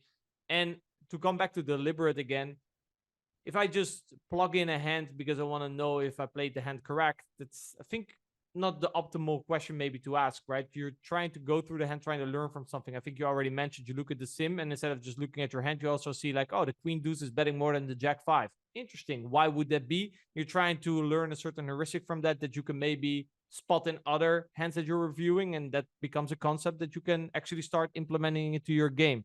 So then when you then use Pio, it's more for like building the actual strategies. You run these subsets, you determine your actual size, and then on like certain terms, okay, what kind of sizing I will use now. Sure. Yeah. So it can help you kind of devise a strategy for how you want to polarize your range overall. And so a piece of it might be looking at just frequencies, but then some of it might also be figuring out what is the range composition.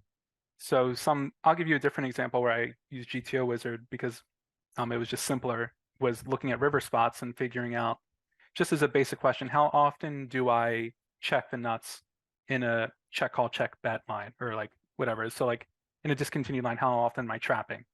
And so I look at the same 25 flop subset and, whatever, have an Evernote document, Excel page, and I'm just kind of going through.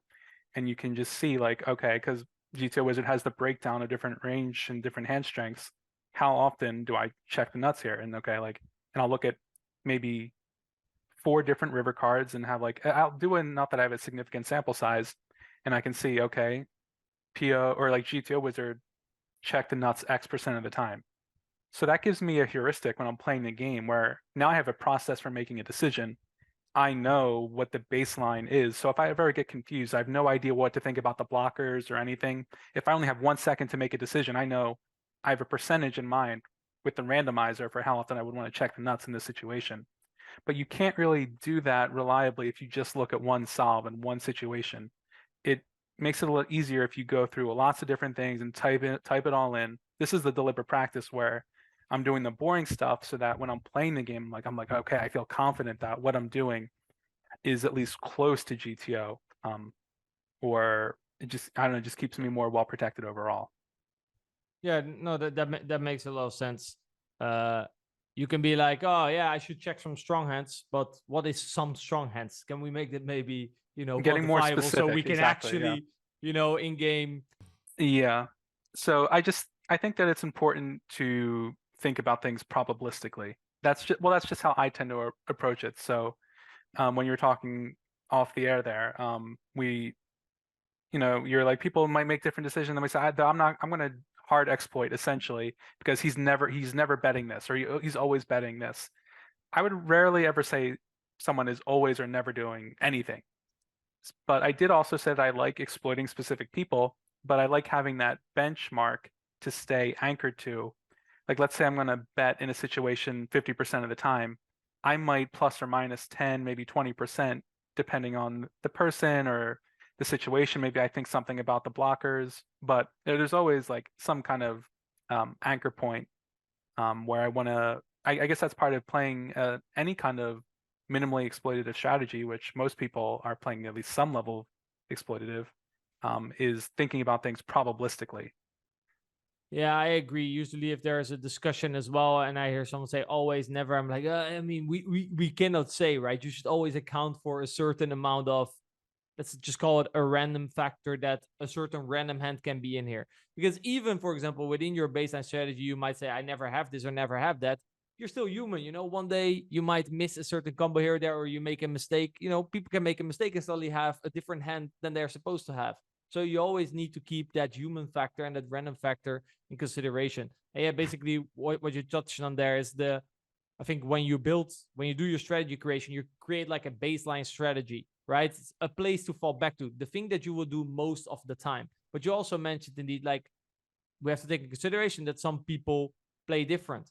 But from that baseline strategy, you can then, oh, this guy folds less, this guy folds more. You could increase your frequency. I don't know if you are also then, for example, you could maybe exploit if you use a different sizing versus one person or the other. But obviously, then Sure. you might go a bit further down a different road than your actual baseline strategy. Usually, it's a bit easier to exploit, in my opinion, within frequency. So you have your baseline sort of sizing scheme in a certain spot.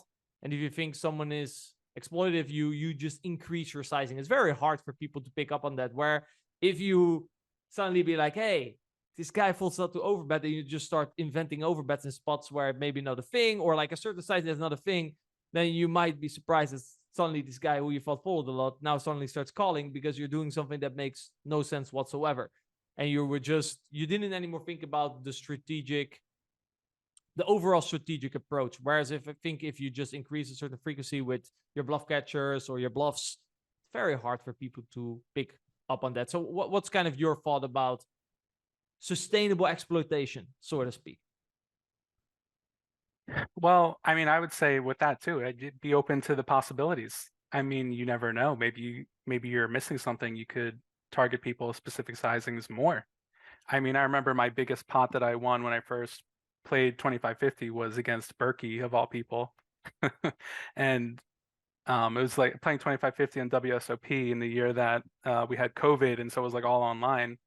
And I just had some situation early on in the session where I just had the nuts. And I knew that Berkey would think that I'm just some online kid, that I'm going to be over. I already knew that he thought that. And so I just had a situation where I had the nut flush, and I just snap jammed like 500% pot, which was not a play in theory, but I know Berkey's going to overcall. And so the way mathematically to maximally punish someone that's going to overcall is to bet maximum.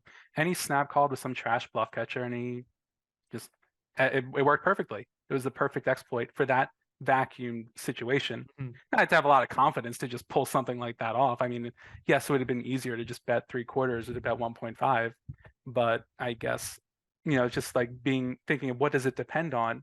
Okay, that's the way that you would max exploit someone that overcalls, is to bet max. And so that's what I did.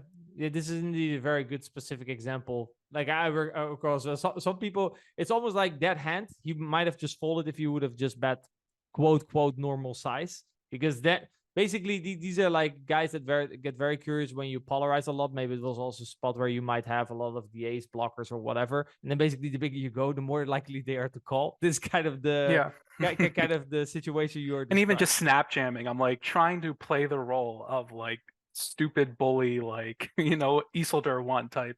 Yeah, And like I have the not ace of Isildur's not hearts, stupid, so but let's just snap jam it in, like a exactly, hand yeah. that you have no decision with. Whereas if you maybe have the nuts, you might have to think about it a little more, right? Like, what would be the good sizing here?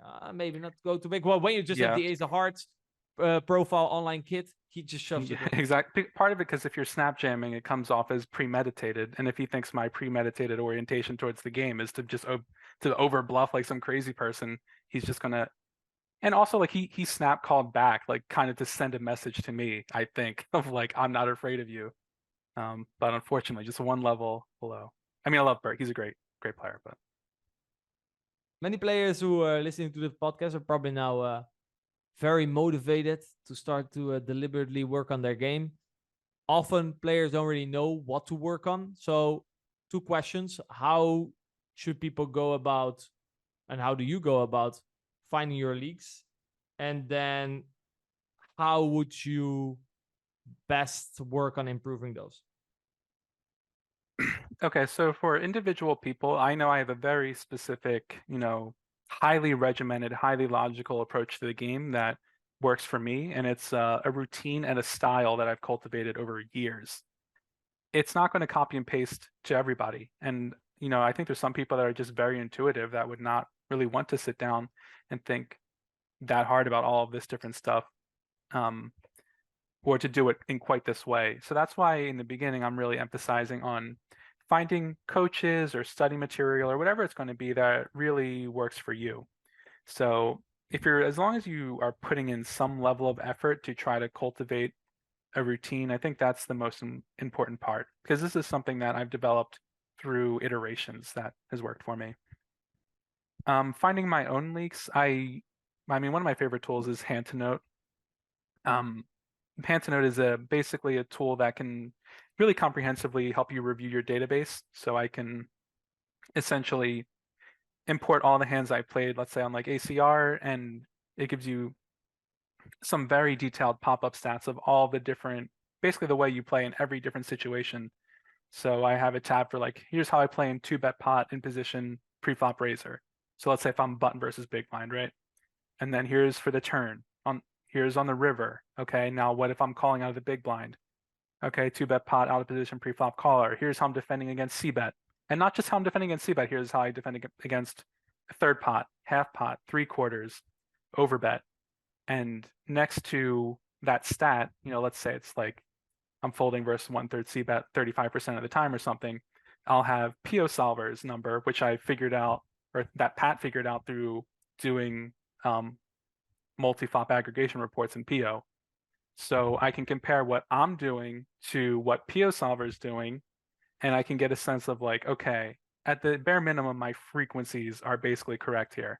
And also have a strong sense of what the range compositions would be in each of these. So Hand to Note can also help you see like, okay, here's how often I'm check raising a set or 2-pair or whatever. And so you can get a sense of like, okay, I'm relatively balanced in this area, so I'm playing well. I don't need to study this as hard.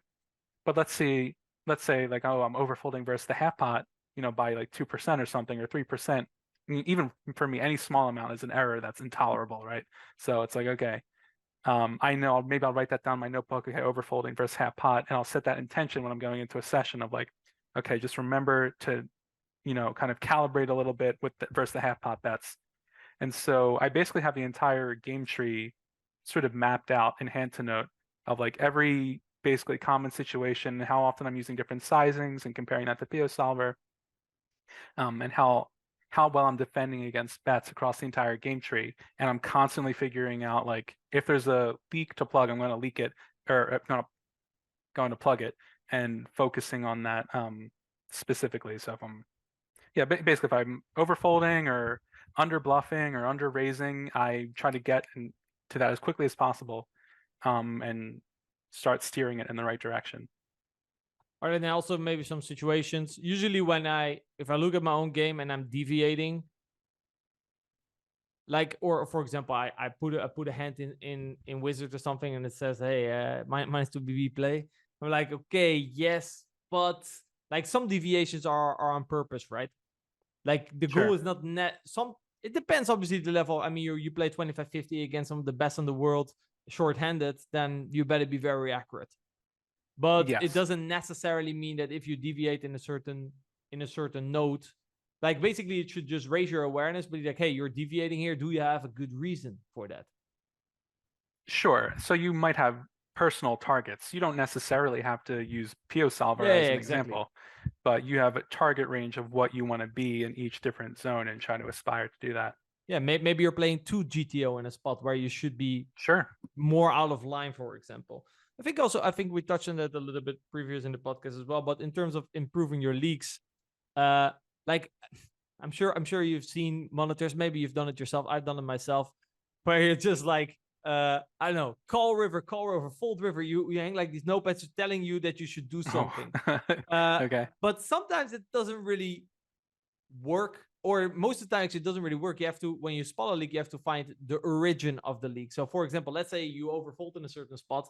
Well, that might be because your range composition on the previous street is not well done. So basically, if you just say I should call river more, but every time you have nothing on the river because the way you construct your range, just calling more might actually not be a very good solution. It's actually a leak on a previous street that makes you fold river more. That's exactly where the strategy development comes in, though, of why I focus on like, okay, here's how I'm going to play a balanced range, relatively speaking, on each street. So I know it pays off. It just makes me so much harder to play against in general because so much of it winds up being sort of premeditated in a way of like I play a good flop stab range. So it just extrapolates that. It's kind of harder to play against me by the time you get to the river. Like if I check back the turn, I'm going to have just kind of a much stronger range than if someone's not protecting as much. Yeah, so basically in the report, you see, okay, I'm deviating here from theory. Then you might open a solver, look at the range. Let's say the half pot bets. Oh, is it simply because I'm missing the hands with these type of heuristics as a call? And like you said, you go in game. Most probably then if you're like, I have that as well. It's like, oh, I know I should call more. So then there's like a spot you feel like, it's close. Oh, this is exactly one of the spots where I clearly overfolding. So my intuition says it's close, but actually I'm overfolding. So probably everything that's close, I should just move to call. It's a relatively easy spot to fix, but yeah, it becomes harder when, for example, you go to this later street, and you're like, okay, so Pi will raise these hands, calls these hands, and they're like, wait, but I don't have these hands. You have to be realistic with yourself as well there. I think it's very easy to just be like, oh yeah, okay, but forget the fact that you never have those hands in the first place. Yeah, I think that's what makes. So I use the drill feature in GTO Wizard really often as well. So if I see, okay, like I'm overfolding versus a half pot c-bet or whatever, I have tons of different drills with color-coded tags that I go to pretty frequently. And so I'll pull that up of like, okay, I'm going to go through 20 of these and then just as a refresher. And then like you said, like if you're in a spot where it feels close and you know that's like your leak, it can make sense to kind of defer towards maybe calling if your leak is overfolding because you're basically sort of calibrating for a bias that you have because you might have a bias that is weighted towards folding and you adjust it by kind of overriding it a little bit when you get that feeling like, okay, this is really close. Because if you were able to intuit what was truly close, you wouldn't be overfolding. So your meter is probably a little bit off in that scenario. Yeah, and basically by doing the strategy creation, you build better intuition. So next time, by the repetitions, your intuition becomes more correct. Mm-hmm. It's just a ton of drilling, but yeah. Yeah, a ton of drilling. Do you have like? Because then what I sometimes would struggle with, like, so I feel like I know something and then I'll move on to a different point. But if I don't pay enough attention to the other point, the leak might start to come back. Have you experienced that? So called whack-a-mole. Compared to like, let's say for example, you build a wall, right, to hold back the water, and at some point a little hole comes out. Well, you've identified the hole, so you stick your finger in it, and they're like, or you put something on it and you work on a different hole. But if you don't pay attention, the other hole opens up again. But you are describing, like I've kind of accepted that holes will always exist. Yes. I mean, you are describing essentially the marquee problem of like coaching small stakes players. First of all, like that's always going to be a thing that would come up is trying to play whack-a-mole with all these different leaks. I mean, part of why I study so goddamn hard is to minimize how many leaks that I might have in my game. But poker is so complicated that, of course, you're never going to be perfect. There's always going to be something that you have that's exploitable. But that's why I value the simplified strategies and try to simplify things when possible and not get. I'd like to use as few sizings as possible in any situation, so that I can more reliably, get to the river while losing as little EV as possible.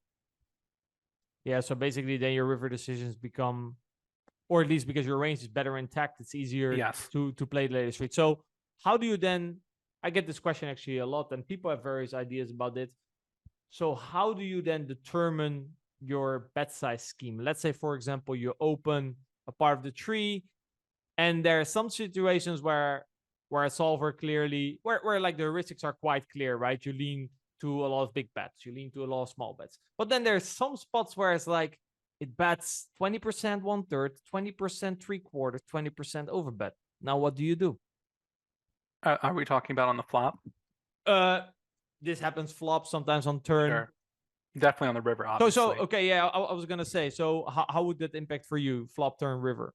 How do you? Yeah, so something on the flop, I think this is where coming up with the multi-flop subset, comes in, where you can say, okay, here's the GTO baseline. If I give PO like 30% pot, 50, 75, 125, what is the EV for the in position C better?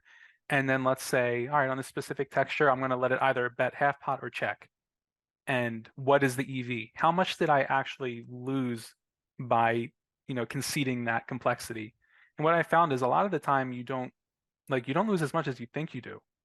And so by, trying to simplify things of maybe just having one size on a particular texture on each flop, not each, you might not just have one size period. It could be, yeah, texture based. more to texture based. One size per texture. Yeah. But you'll find that it's a lot of times a fraction of a percentage of the pot. And so this is something that can be really hard for a lot of poker players to accept if they want to accept it, is that, we want to feel like we're super smart when we're playing poker. Like we're so like I can do better than like a simple protocol of like just bet your bluffs like half the time or 70 whatever. I'm smarter than that. I know the blockers, I know the situation, yada yada yada. Most of the time, simple protocols, and especially on early streets, are just going to outperform, whatever Linus or whoever would really attempt to do. Because you're more accurate, right? I think that yeah, I mean, ultimately, you don't even need to debate it. It's like that's the benefit of it being scientific, is like you can just measure how much EV is lost, and then if you want to, you can node lock your own thing and experiment. Like, okay, if I had 4 sizings, how would I compose my range? And then you can see how much EV did I really lose compared to GTO. Yeah, compared to if I would build a range myself. Right.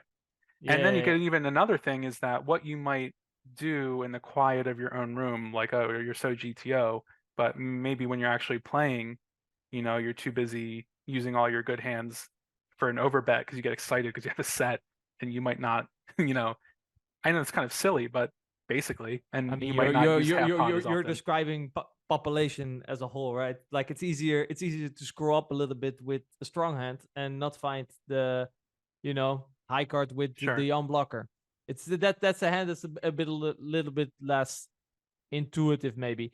I do feel like just pick a sizing, and because in the end, like how you're gonna execute your strategy will actually determine your EV. Like you already said on the flop, give it any of the sizings. As long as you if you bet small, then by all means, usually you bet a lot. If you bet big, then at least bet less. So the sizing is linked with the frequency. But if you then execute that the execution will always determine your EV, especially I think on the flop. It doesn't really matter what you change in the solver because EV will not really change that much because it's a solver. So whatever you give it, it will execute perfectly on a later street. And you might play the optimal sizing, but if on a later street you screw up, that strategy will actually not be optimal for you. So that was floppy, like you said, on earlier streets in general. Probably you do then the same on turn. Like you try to stick maybe to one sizing, keep your range intact as much as possible. If you need to, because usually as you get to later, you might need 2 sizings. It depends on the situation. Like as things get more complicated, you might need to split more. But I'd say just trying to use as few sizings as you can and simplify as much as possible. And the other thing about just the flop is that you might have a certain exploitability, like let's say it's 0.3% of the pot, 0.4% of the pot. That's also with PO having clairvoyance over how you just constructed your range. But a real person doesn't know. First of all, they don't know how you constructed your range to begin with. Second of all, they don't know how to maximally exploit it anyway, even if they knew what you were doing. So in practice, it's usually like this is the worst case scenario, is you lose this percentage of the pot, because that's the max exploit. In reality, it's going to be less than that.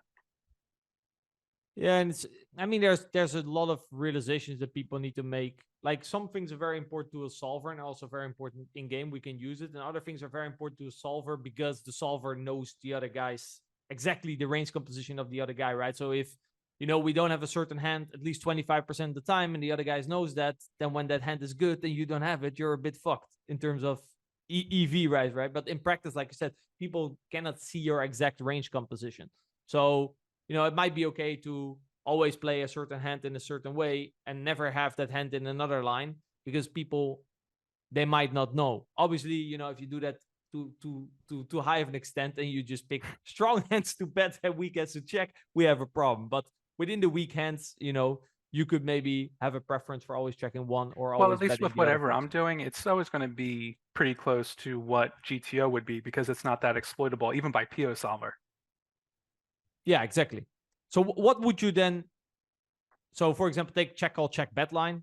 Sure. As big blind, I think is a common spot where you at least split, but that's the river, and there you're fine with starting to split and add some complication. Yeah, I mean, maybe someone that's a freaky genius. Maybe I'll put Pat on this one. I don't know of like how you could simplify the river, but I mean, it's pretty complicated. But one thing that I had done that I thought was pretty useful is basically doing my best to try to get the default frequencies for the river as well.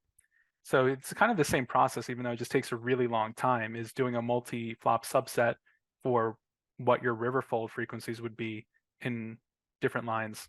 It just takes a really long time for PO to figure it out because it has to go through every permutation of flop and turn, but I just kind of leave my computer on like all night or whatever and kind of get one size at a time. And so I can see how often PO is betting the river and also how much it folds to each specific bet size. And hand to note, I have that figured out. Like, okay, it's pretty convenient where I can see, okay, I'm betting, small X% of the time. Here's what PO does. Medium size, here's PO. Big size, here's PO. Big overbet PO. And then I can also, you can tab into it and see like what's your range composition, like how frequently are you bluffing, and you can see like, oh, am I preferring, am I not bluffing enough for the small size? Am I not bluffing enough for the big size? And it gives you an objective way to try to measure your biases through looking at your database over a long enough period of time. And then it's going to be the same thing with facing a river bet where I can see like, okay, do I fold too much to small bets? Am I folding too much to over bets? Now you might say like you might have a read that maybe you think they don't bluff enough for over bets.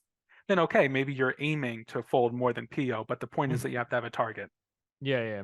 And the target can be either PO because you don't have other information, so you just want to play solid, or when you have other information, you want to maybe reach a higher fold percentage than PIO.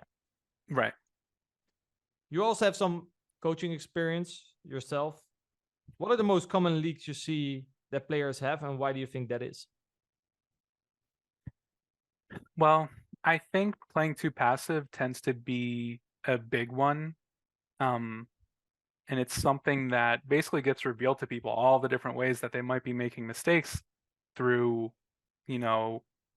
basically doing this stat checker that Pat developed in hand to note. And I think it just helps once you can see from beginning to end, this is the way that you play the game. You see a lot of themes in people just kind of playing too safe overall.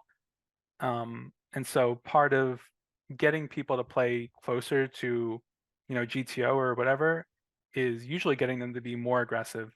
So a lot of the time, I'd say the basic general bias that theoretically oriented players have is that they are more passive than PO solver, not intentionally. Just that if you're playing poker the right way, you have to play like a madman, which is it's really, really hard to do that day after week after month. And even with players that we're pointing this out specifically, like this is how you play closer to a GTO strategy. We just have something called passive drift, where like a lot of the time they hit a downswing, and then all of a sudden every mixed strategy becomes a fold to them. Or they just are passing up on bluffs where I'm like, this is clearly like a nut bluff candidate, and you're not. Like I'm going through a review and they don't do it, and there's usually some like justification. And I think it's just that poker puts a lot of pressure on you. It's a really tough game, and once you're on a big downswing, It's funny how that sort of passive drift just kind of seeps in. And so for me in my own game, that's why it's so important for me to really focus on process and studying really intensely. I'm always reviewing what I'm doing in hand to note to make sure that I'm not drifting in that direction either.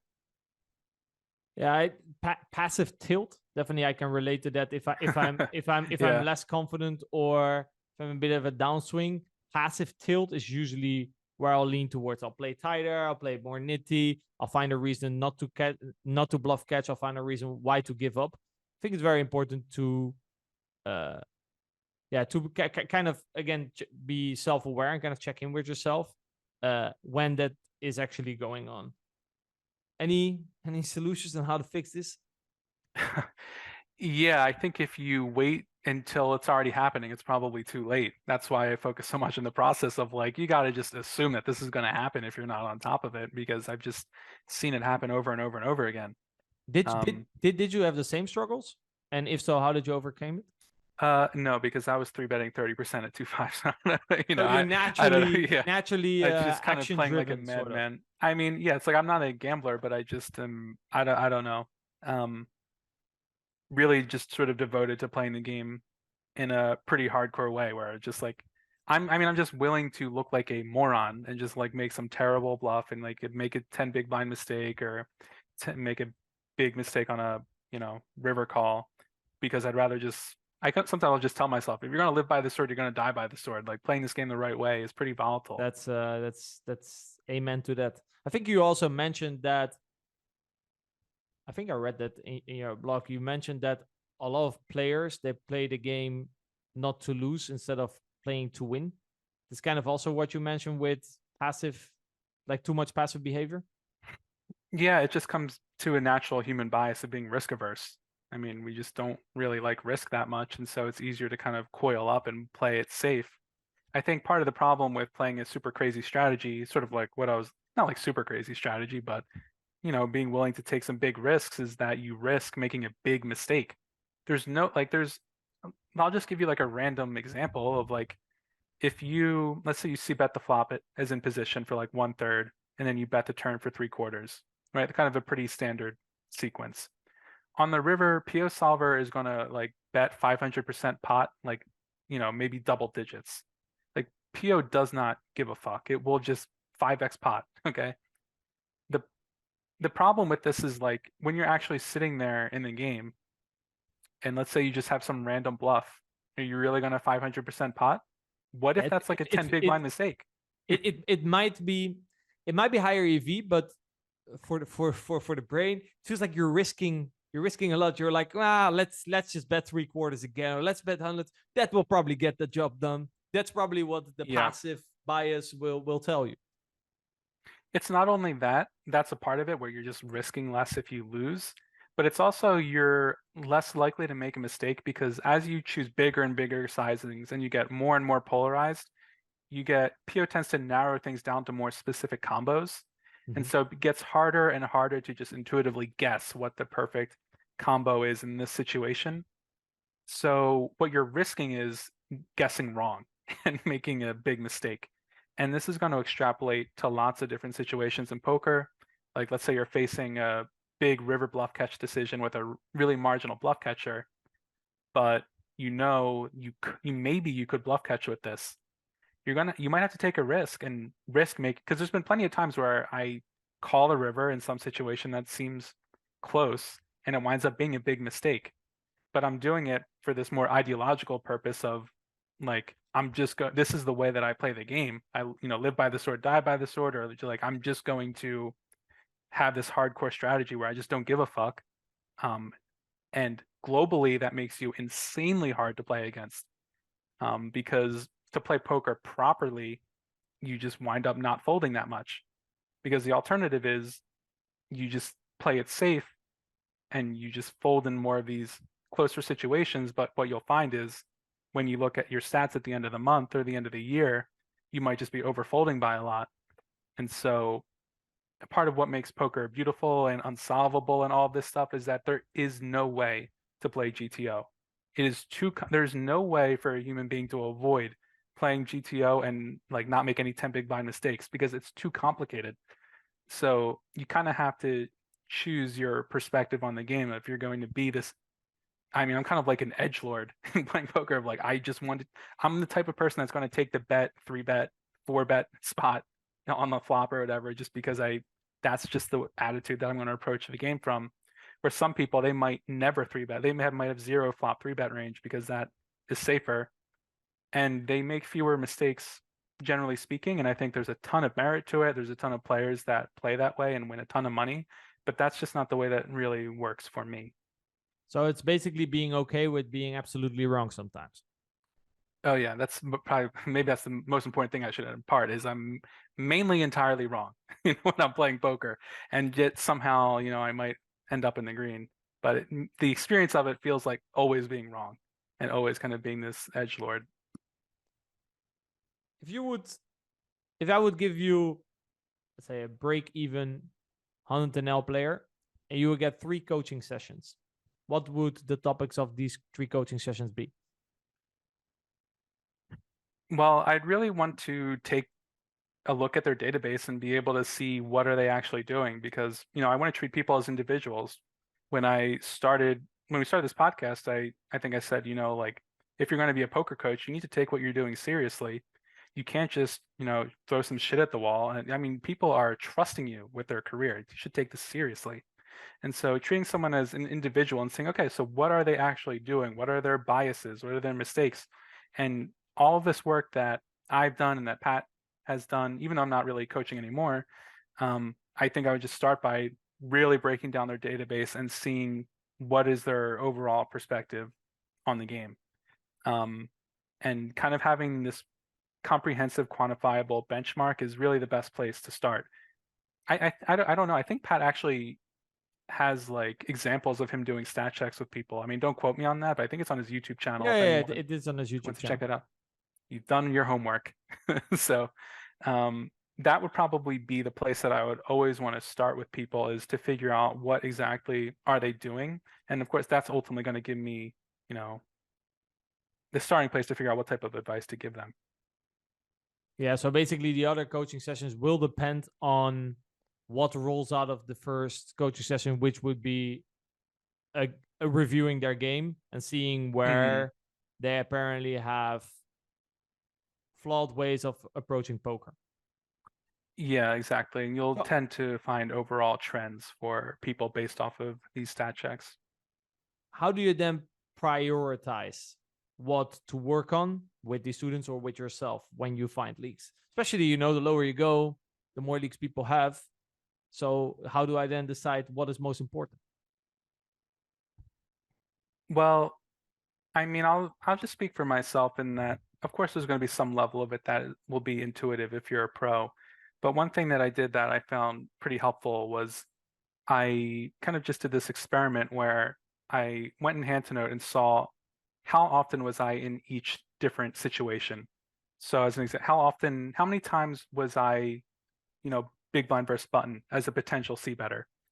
How often was I, facing a flop c-bet as big blind out of position? And so I had the number of times that happened. And then I estimated the flop, or I estimated the pot size of each different situation. So maybe if it's, if I open a 2.5x on the button and the big blind calls, it's a 5.5 big blind pot.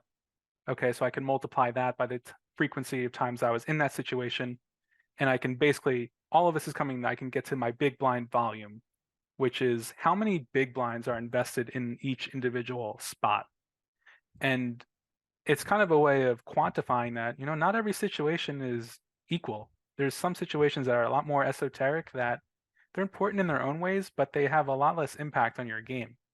So when I was coming up with what GTO Wizard drills do I want to create for myself to help me improve my game, I prioritized it based off of which spots had the highest big blind volume. I did this for the flop, I did it for the turn, and I did it for the river, both for bluffing the river and bluff catching the river. And there's a certain amount of estimation because you're estimating the average pot size, but it gives you a good sense of what you should study. So when I know I'm thinking about, like, when I study the river, these are the places that I would start, are the highest impact situations, where, if you're studying check raise, check raise, check raise. I mean, that would be the least likely thing to happen. It's fancy and it's sophisticated, and there's levels to it that could be interesting, but it might not be the most impactful thing for your game. So I spent time kind of sorting for impact for myself. Yeah, so and the impact is the formula of frequency and big blinds, because like pre-flop, for example, is going to be the most frequent, right? If we look at Sure. But then river is less frequent, probably the least frequent. But there, the pot is the biggest. So it has to be a formula of the two. Yeah, there's different things you could say. Like there might be different levels of complexity to different decisions, kind of subjective. But like pre-flop would be the easiest, where like you kind of could just have a baked-in range for 100 big blinds and already know what it would be. So also indeed, like in terms of if you think about what to work on, what's the hardest spot, what's the easiest spot to work on? So if you have a high frequency spot, that's easy to fix. Probably, already a good place to start with those, and then the other things become a little bit more complicated depending on how easy it is to solve them. Yeah, exactly. I mean, overall, I would just, if I had nothing else to go on, I would just focus on which spots are the biggest pots that are happening the most often, and then prioritizing my time towards that. Because obviously poker is so big and so complicated, you could get lost in the weeds if you really don't know what to study. So I know it's not perfect, but this was a way that helped me try to target a bit more. And then when I have my stat checker that looks at all the stats, I can see, like, I'm not going to study something if I see I'm doing it well right now. Maybe I can come back and review it later, but if I can see, like, okay, I'm making a mistake here, I know to run a drill on that specifically. And what about like intuitively in terms of you feel like, let's say, for example, there's a spot that might look in my database, but it looks like it's fine. But intuitively, I find myself not really comfortable about the spot. Like there's also a certain feeling aspect to it, right? So basically, if someone has a lot of leaks, probably intuitively, when they're in the spot, they have no clue what to do, right? So I think just playing and figuring out like, hey, I actually have no clue what to do in this spot is probably also already a decent indicator for, if they're actually leaking or not. I wanted to ask one more thing. Oh yeah, so then basically, you've analyzed your game, you found the leaks, then you go into strategy creation, right? You come up with a better strategy. Then before you play, you might review on the points. You set your intention. Okay, this session I'm going to improve on these points. You play your session. Afterwards, you will review those hands, and then basically it's repeat. In your case, 10 days straight, then take a little break, and then 2 years later you're at 5K. That's pretty easy. That's all you have to do. That's kind of the conclusion. I have one last question before I hand it over to Adam. What is an often overlooked way to increase your EV as a poker player? Well, I mean, I don't know if there's really any easy way to do it, though. I mean, I feel like everything that I said that I think would actually be high impacted people, it just takes a lot of work. I don't think there's going to be anything. I don't think there's any secret tips. It just requires like an insane amount of work. And if you're someone like me, being very organized, but at the very least, an insane amount of work. That makes sense. For example, you did mention that, you like to play night times, for example, in the US, because that's simply when there is the best action. So, for example, when I think about something that's often overlooked, is something like maybe planning your grind hours around when the games are best, for example. Yeah, we're having access at least to, some games in the US because some people have a lot of money and they like to gamble here. So having access to American games is good. So I will agree with that. Hi guys, Rene aka the Wacko here with a quick Mechanics of Poker 2.0 announcement. In our program you will get access to 80 plus hours of content in which we will explain you all aspects needed in order to become a more successful poker player. Now one of these of course is the technical aspect of the game, in which I'll be explaining you all the mechanics behind poker strategies. We'll be talking about GTO, exploitative play, with an extra focus on the why behind certain strategies and why the population has certain leaks. And to increase your win rate even further, we've recently added a river bluff and bluff catching section so you can increase your EV when those pots become very big.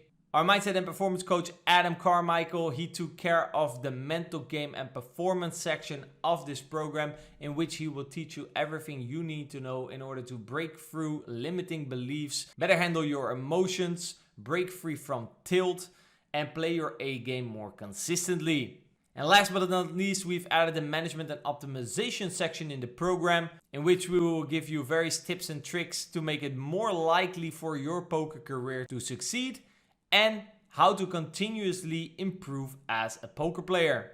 Now, on top of that, this concept is continuously evolving based on feedback and suggestions we get from our community. Next to all this content, you will have access to our exclusive Discord community, monthly live Q&A calls, and one-on-one coaching session in which we are going to be reviewing if you have been implementing the stuff that we teach you in the mechanics of poker correctly. So do you think you have what it takes to master the mechanics of poker? Go over to mechanicsofpoker.com and maybe you will get a chance to work with me and Adam and make more progress in your poker career. But for now, without further ado, let's get back into more goodness in today's episode. Adam, you're more specialized mental game, performance, mindset. What do you think is an often overlooked way that people could increase their EV that they don't spend enough time on?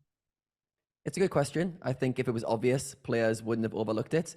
I think as Matt has kind of covered, it's kind of doing the deeper work. So if I could say one area, it's probably spending more time to plan and go deep. So if we look at Matt, for example, he's spent a lot of time looking at what spots he should be working on. He's probably got a whole learning curriculum of how he should be studying for the next, say, months and beyond. Whereas I think most players will just rock up at the computer, look at some hand history, start working on spots, and they haven't done that planning. So the overlooked part would be the planning, the plan ahead to where you want to be as a poker player a year from now, 2 years from now, in creating kind of your own learning curriculum. I'd say that would be probably an overlooked part. But like I said, if it was so obvious, players aren't silly, players are clever guys, so they would have figured it out if it was super obvious. All right, I want to spend a bit of time reflecting and looking back on your career. So from this conversation, I've kind of wrote down a few times that you have somewhat of a fearless approach to risk taking, especially as it relates to moving up stakes and implementing aggressive strategies. Why do you think so many players struggle with taking risks? Well, I think one thing is just a basic cognitive bias of risk aversion, which is that losing feels worse than winning feels good. So just naturally, based off the neuroscience, you're going to avoid taking risks because it just hurts more. And so it just informs a lot of the way that people play the game, not just their strategy, but it could also be something like bankroll management. I mean, it's not uncommon to hear about people that are just playing at 200 Zoom forever, even if they're winning a substantial amount. They just don't want to move up in stakes unless they have like 500 buy-ins or something. I don't know. It's probably not the best way to make money, unfortunately. Why does that not apply to you? Why do you feel like you haven't struggled with that?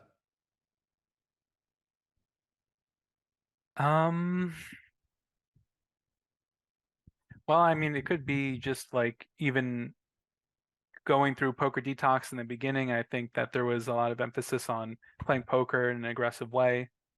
So kind of the tribe that I came in with definitely had a more aggressive inclination, which I've talked extensively about how important that is. And I think a lot of it, I would guess, would have as much risk aversion or fear as anyone, maybe a little less. I don't know, less than the average person for sure. But I think I'm just so committed to playing poker in the way that I feel is the right way, and in being a professional, that I just will not compromise on it, regardless of how I feel about it. So I think probably the most important part of it is that I'm just really, really dedicated to playing poker at the highest level that I know how. When your risks backfire for you, for example, when you were shot taking, it wasn't working out, how do you recalibrate in those moments? So for example, obviously you're going to use data from coming back at you from results that you're getting in life, and you're going to make some sort of calibration in terms of, am I going down the right path? Am I being reckless here? Or is this the right path and I'm taking on the right amount of risk, even though the rewards aren't there? When times get tough for you, how do you recalibrate and step back into risks? I think it's these moments where a lot of players overemphasize, where things are going badly and they'll step away from risk because like, whoa, I don't want to take on too much because things might go badly. So in those moments, how do you find a way to find that balance with the risk taking? Sure. I mean, if I get to a point where I'm really overloaded, I will take some time away. I don't want to, you know, convey to people that they should do like some dangerous level of risk taking. Like, there's a reason that we have fear, right? I mean, if you didn't have fear, you would have gotten eaten by a lion, and back in the day. So fear is adaptive, but I think the point is that you shouldn't be letting fear ultimately control you. So for me, I'll give myself some time. If you need to feel sad, you're going to have to feel sad about it. Poker can be sad, as I've said many times. There's a lot of suffering involved with playing this game, but it's always going to come back to the North Star of what am I trying to do? What am I trying to become in playing this game? I'll remind myself like, hey, losing is a part of the process. Losing is the process. I mean, this game is sadistic. You're just mainly losing. So it's just less shocking over time. Like, yeah, I'm gonna lose. I know I'm gonna go on another $100,000 downswing next week. For all I know, I mean that's just how the game goes, and it just takes the sting out of it when I prepare myself for it and focus on kind of just what my North Star is and what I'm trying to accomplish. For me, it's being the #1 player in online 6max, regardless of whether or not that actually happens, which it almost certainly will not. That's not so important. It's more about the way that I am carrying myself in my career, the way that I treat it. I take a lot of pride in that. You mentioned that when you first joined Detox, you wrote in your blog that you were going to be the biggest winning player in their stable. It reminds me of a Matt Marinelli quote where he says, I told the world I was going to be the greatest before I even knew I was going to be. So for you, where did you get this confidence from? This is a level of innate trust in yourself to find out answers. I'm guessing at this moment you didn't exactly know the path to being the best winner in Detox. What gave you that confidence going in that you could achieve that? I don't know. I guess I just saw it as necessary to have that sort of self-belief and to lean into it. It's hard to say to what extent could these things be partially genetic. I mean, I know I'm a very competitive person. So if you weren't really competitive, you might not be so driven to quite think that way. But I guess I just saw it as sort of this kind of necessary to have this sort of belief in myself in order to be able to aspire to, I don't know, do these great things. And I found a lot of personal meaning in it. And how did you back that up with like kind of practical actions? Is it the work ethic that you feel like you can outwork everyone else? Is it the kind of deliberate practice that you feel that you were going to do that other players weren't? What gave you the confidence that in practice day to day, I'm going to outperform everyone around me because I'm willing to do something different? Well, to some extent, you have to have faith to start off because I had just applied to the program when I'm saying this. So I didn't even have a sense of who was there or how good they were. I just assumed that if I'm going to do something, I want to be great at it and to give my all to it. So of course, implied in that is I'm going to work like crazy. And I knew that I would work harder than everyone. And I basically did. But you don't really get to that sort of extreme action unless you have a pretty extreme belief to begin with.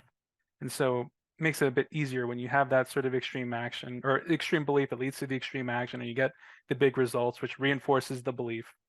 I think what a lot of people will do if they're not winning in poker in particular is they'll say, I will be, I know I'm not confident, but I just need to win first. Like once I start winning, then I'll be confident. But as I said, poker is a game mainly of losing. You're probably never you kind of have to start with believing in yourself and then everything else is going to follow from that. Unfortunately, I don't have a magic formula for how to just automatically believe in yourself. I think it kind of comes from all of these different things that I've talked about. At the very least, starting small. I mean, believing if you just have chronic self-confidence issues could probably, just at least starting small. But it seems like a necessary part of the process. I mean, I love Muhammad Ali, so I definitely resonate with his sort of attitude. Makes perfect sense to me. I was going to ask you, how do you instill belief, which as you touched on is a hard thing to kind of direct people with. But a lot of people watching this will be like, all right, well, let's say the average profile of a poker player, somewhat young, likes gaming, has come from a schooling system, maybe didn't going on the educational path. Maybe they did to some degree, but they didn't see a future academically. They haven't maybe had career successes or anything big in their life that's really held on to, unless it was early sports or early gaming where they've had success. So then they come into poker kind of with a bit of a chip on their shoulder. I'm going to go down a different path to everyone else, and I'm going to show people around me I'm smart. It's quite difficult sometimes to cultivate a belief in this avenue when you don't have any kind of results to back it up. So I think what we've seen with you is you had this belief going in. So for you, it might be difficult to extrapolate if you didn't have the belief because you had it going in. But I do think something's important what you mentioned, when you do lack confidence and don't have belief, taking small steps. And it's almost like keeping the words that you make with yourself. You say you're going to go to the gym 5 times a week, you go 5 times a week. You say you get up at 6 a.m., you get up at 6 a.m. 7 days in a row. And all of a sudden you start to realize I can say things to myself, I can make these small promises, and I can back that up. You then stretch a little bit further and go, can I do this next thing? And you start showing to yourself with little things, small daily wins, that I can do things I say I'm going to do. Over time, you build confidence with yourself, and then obviously for your goal was massive in terms of the belief there. But I'm thinking for other players who might not have that overarching belief, maybe starting with small steps could be a gateway. Yeah, you build credibility with yourself when you do those things. And you can also think about how you're going to frame it. I mean, maybe you don't have confidence that you're going to be the best poker player ever because you don't have results, but you can have confidence in that you're not going to give up. You can have confidence that I'm going to try my best. I mean, these things can sound kind of silly, but it's important because you have control over them. And they're just as meaningful. Like it can be in a lot of ways more inspiring to say like, well, I can't say that I'm going to be the best poker player, but I can say that I'm not going to give up. Yeah, it reminds me of like the Rocky movies. For me, like the inspiring stuff about it wasn't that he kept winning. It was that he just kept getting up. He got hit so many times so hard. I'm like, he's up again. It was like a wind that just some crawl off the floor. So yeah, I think sometimes cultivating in ourselves the ability to be resilient, I'd call it resilience, to come back from hard times and to keep showing up over and over. I think we often underestimate how big of a skill that is to show up consistently when other people would quit. So yeah, if you've got nothing else to hold on to, be the guy who does a Rocky and drags himself up the floor again and again. So for you've obviously had a very successful career, lots to look back on, which you could class as high points. For you, what is the thing you're most proud of if you look back on your poker career so far? Yeah, I think hitting $1 million in profit on Ignition Poker specifically was pretty significant. Even though I think at that point I'd already won $1 million overall playing poker, it was just seeing it all in one graph at one time and just being like, I mean, holy shit, it's $1 million. This is crazy. I don't even think it needs further explanation. It was just kind of a really significant thing. The only other thing I would say beyond that too is just finding pretty significant success, especially over the past year playing on America's Card Room, because with Ignition Poker, it sort of has a reputation for being a bit softer and it's a maximum of 10-20, where for me playing on ACR and playing heads up against all the poker gods at 25-50 and winning and so far, and being able to play like, even just being able to play 100-200. I think actually I was playing, yeah, I think I was playing there last night actually. And it's always kind of like a surreal thing because I remembered even before I was playing poker, I think I would have been like in high school, like maybe Play Money or something. And I think that was probably like, I saw the Jamie Gold stuff in the main event, like on ESPN. And I was like looking on Poker Stars with like Daniel, I think this was when Daniel Negreanu was playing 100-200. And he had this like personal like vendetta, like he's going to play against all these online kids. This was in like 2010 to like prove that he still has it. But I just remember like opening up Poker Stars. This must have been before Black Friday because I could open up Poker Stars or whatever. And I'm like watching the lobbies and just watching Negreanu play 100-200. And there's all the people. There's Mulsey 47 and like Susie Smith and Altra Maltis and all these like old school people that I don't even know what the hell they're doing anymore. But to me, in my mind, they're like, wow, that's nosebleeds. Like that is, I can't even imagine sitting down for $20,000. And being in that position now is something where it's just kind of surreal, I guess.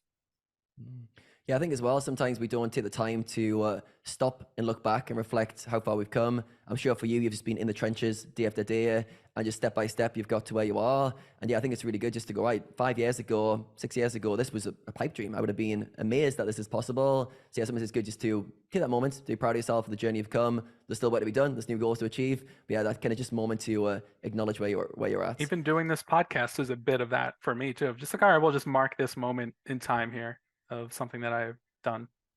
Yeah, perfect. Yeah, we want this to be a showcase of your career and also share with the audience your journey. So glad it's been a fitting moment. So for you, what would you say is the most important lesson poker has taught you? I know you've been learning, reflecting. You've obviously got to a very high point. Mm. Is there anything that sticks out as a most important lesson? Well, I mean, I don't know, just internalizing how hard that this has been. I mean, it's kind of funny when I juxtapose, a certain level of success that I've enjoyed, but the experience of it is so difficult. I mean, I think the analogy or the metaphor they used of Rocky, pretty significant. I mean, I'm from Philadelphia, so that's where that movie took place. There's this fucking Rocky statue out there. I'm like, he's a fictional character, but he is a statue. But that's the significance. I mean, he resonated with people because it's like, yeah, this is it. You're just getting the shit beat out of you day after day after day. But you just have to keep going. And I guess it's just kind of, it's not like a lesson that you get taught in one day. It's just something that you learn through experience and iteration of just how important perseverance is. Passion and perseverance, being grit and all that. So the lesson is to continually put effort in when things are getting tough, to persevere in the face of hardships, and at the end of that, amazing things can happen. I think that's kind of because I think often Hopefully. hopefully, because if you just persevere just to persevere, you're a pretty sick individual. Hopefully there's something at the end of that path where it's like, it was worth it. It was worth that effort. And I think we've talked about grit already in terms of the ability to have passion and perseverance, but it's always towards an outcome, an objective that you're trying to get to. You might never get there, maybe striving, but it's the pursuit of a goal that is worth that extra you're putting in. All right, final question from me is, what is your definition of success, and has that changed as you've achieved more success in your poker career? Yeah, well, I mean, I feel like my definition of what is a lot of money has changed as now that I'm married and living in Los Angeles. It's like, ooh, okay, so that's upgraded over time.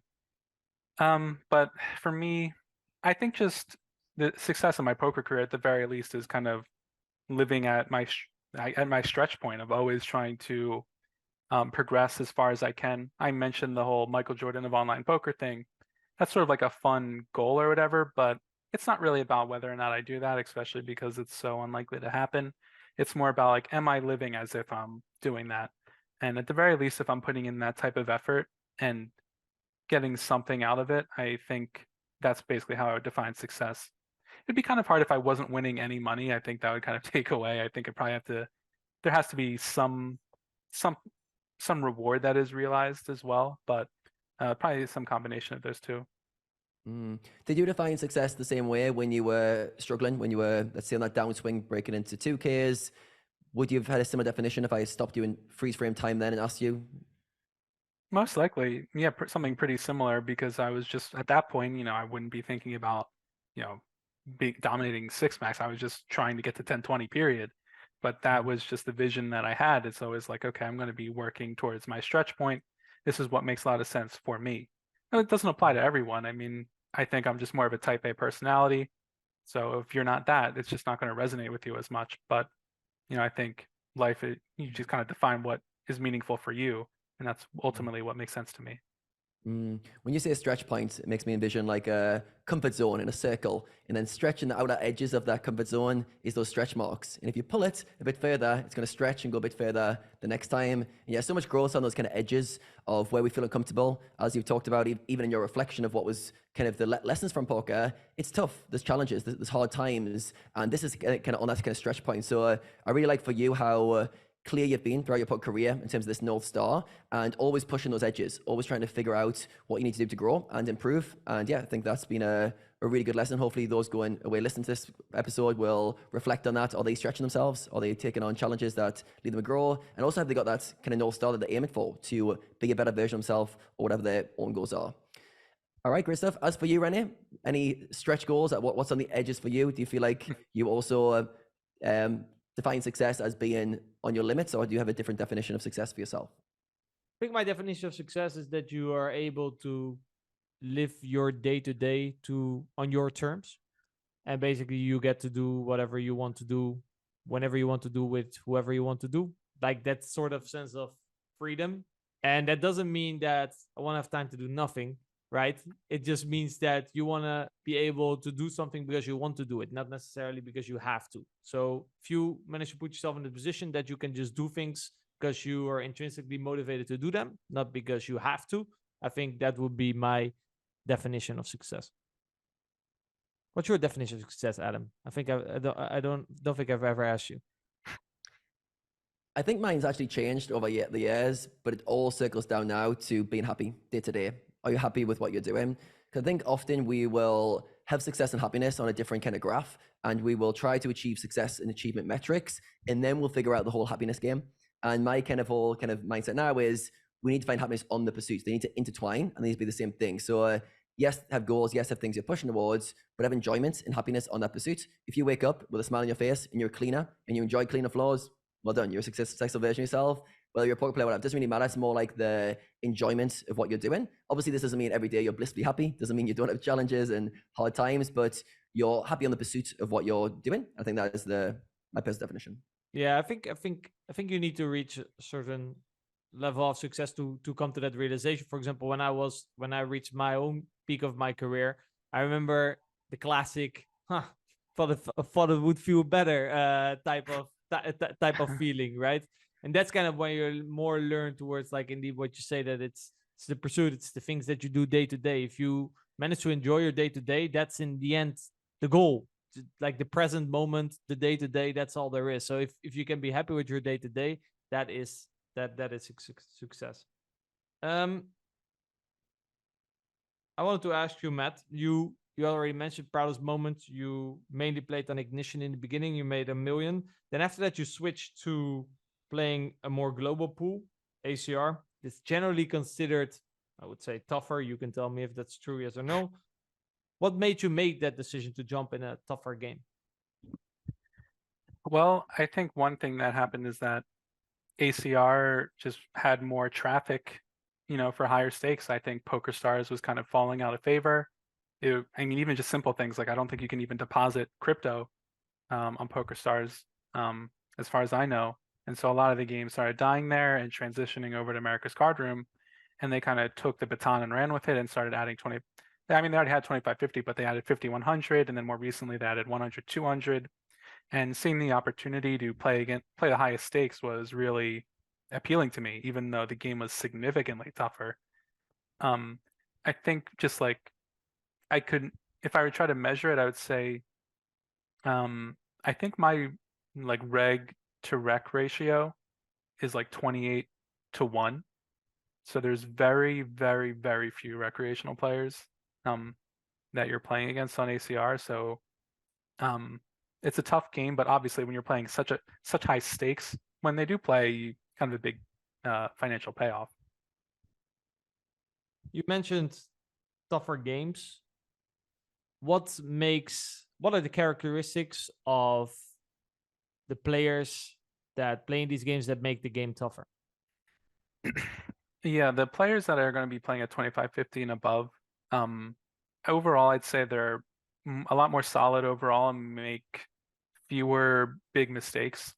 I mean, one thing that I would find at Ignition 1020, in particular, just playing against other regs, is they'd sometimes make mistakes that no one should ever make.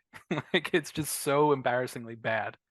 And hey, maybe that's part of how you got to play the game. I did say you got to embarrass yourself sometimes, but there's a limit. Whereas at ACR, I would say that rarely happens, is that people have fewer explicit weaknesses for you to capitalize on and just kind of give free EV away a lot less frequently. So you have to really fight for it.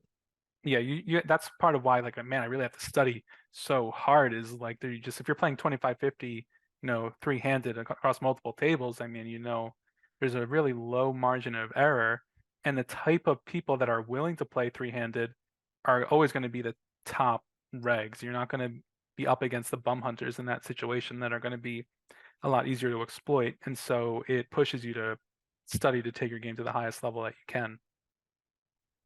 Going forward, what are some of your goals in poker?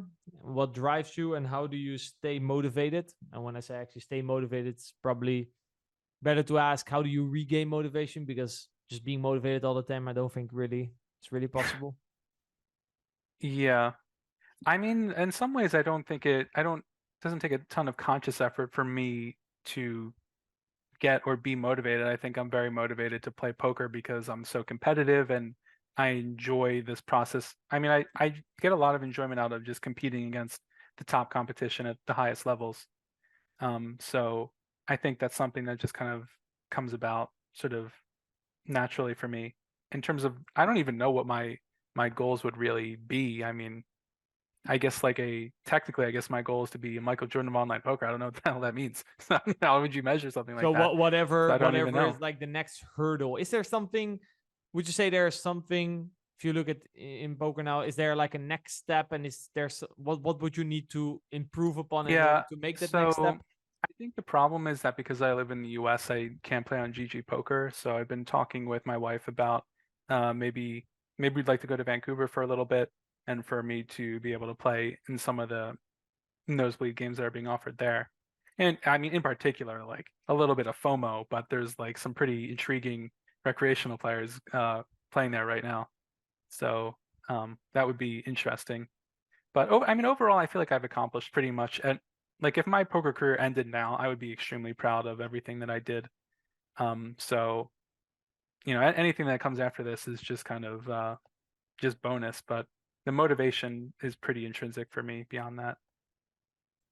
What are you currently most curious / excited for when it comes down to poker strategy? Let's say I want to do some strategy with you. I send you a message. What topic would I need to drop in the message for us to jump on a call?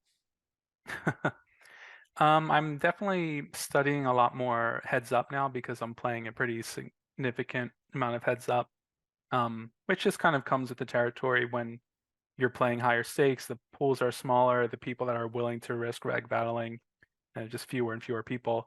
Especially if you're known as a winning player, there's fewer people that are going to want to play as much. So it seems like a lot of the time I'm playing against more often than not, kind of known players at 25-50. And so that, just kind of learning, not like I didn't already know heads up, but really getting into the specifics of heads up and taking a lot of the approach that I took to six max and kind of putting that into heads up of like, okay, how am I going to compose my ranges in all these different situations and how am I going to simplify things when possible?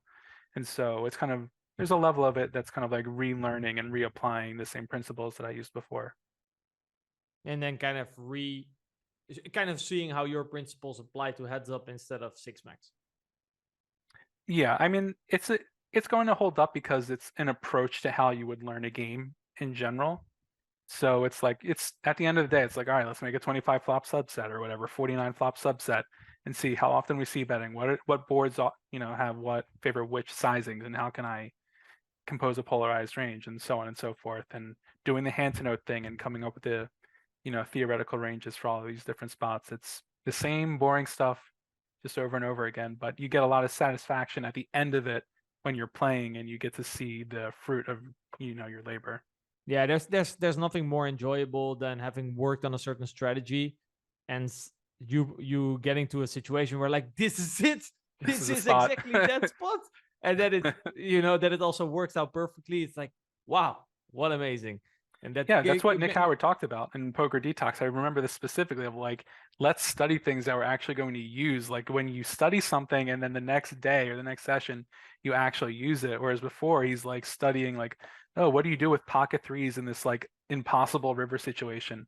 That's what is so damn counterintuitive about it, is that the thing that makes us interested in playing poker in the first place is that it's really complicated. It's unsolvable. You have to kind of make decisions with the, incomplete information. But that's not the thing that's going to get you the most EV because it's just impossible. There's almost nothing you can do about it. But there's all of this other stuff that's more boring, almost too easy to study, but ultimately will add the most to your win rate if you decide to focus on it. Wise words. What would you like for our audience to be the main takeaway of the conversation we had today? Well, I think that if you're someone that is playing at small stakes, let's say that might be a lot of the audience and wants to get better, I think if you've been stuck where you're at for a while, you're probably going to need to make some changes. And I think for most people, that's going to be investing in yourself in some way. For me, it worked out great to do a coaching for profit, but for whoever's listening, it might not be that. Maybe it could be, doing run at once, doing upswing, whatever. It could be, getting a premium GTO Wizard subscription and, listening to some great webinars. It could be, Shout out to yeah, the GTO Wizard. yeah. It could be finding an individual coach that you really resonate with and booking some hours with them. But I think the point is, like, you're going to need to probably get some help and be willing to invest in that. And I'm sure, like, what's come across very clearly is just how super organized I am, how hard I'm working. And even though everyone's different, you're not going to copy and do the exact same things that I do. You could, but it's that it's probably going to take a ton of work, and you're going to have to, on some level, accept that there's also going to be quite a lot of suffering. So I don't worry too much about discouraging people by just telling you how much it's going to be a struggle, because if you're truly obsessed with poker, then that's not going to stop you. So I think if you're obsessed with poker, then I think it's a lot of your interpretation and it's like the interpretation of the struggles, right? You expected the struggles, and when the struggles come, you don't interpret it as like, oh, this is maybe poker is not for me, right? It's just this was bound to happen. This is what I have to overcome. So I don't think it should be discouraging. It's just realizing that obstacles. And you don't even overcome it. It's just a part of the process from beginning. They show you they just show you what's next to learn, right? You have to learn a lot of things. Everyone realized that you have to learn a lot of shit to get to where you are, Matt. So if there's an obstacle in the way, that's great, because that's exactly the thing that apparently you have to learn. And when you overcome that, you progress to the next level until you're at Matt's level. Exactly. And in terms of daily behavior, everyone is just going to ask themselves, what would Matt do?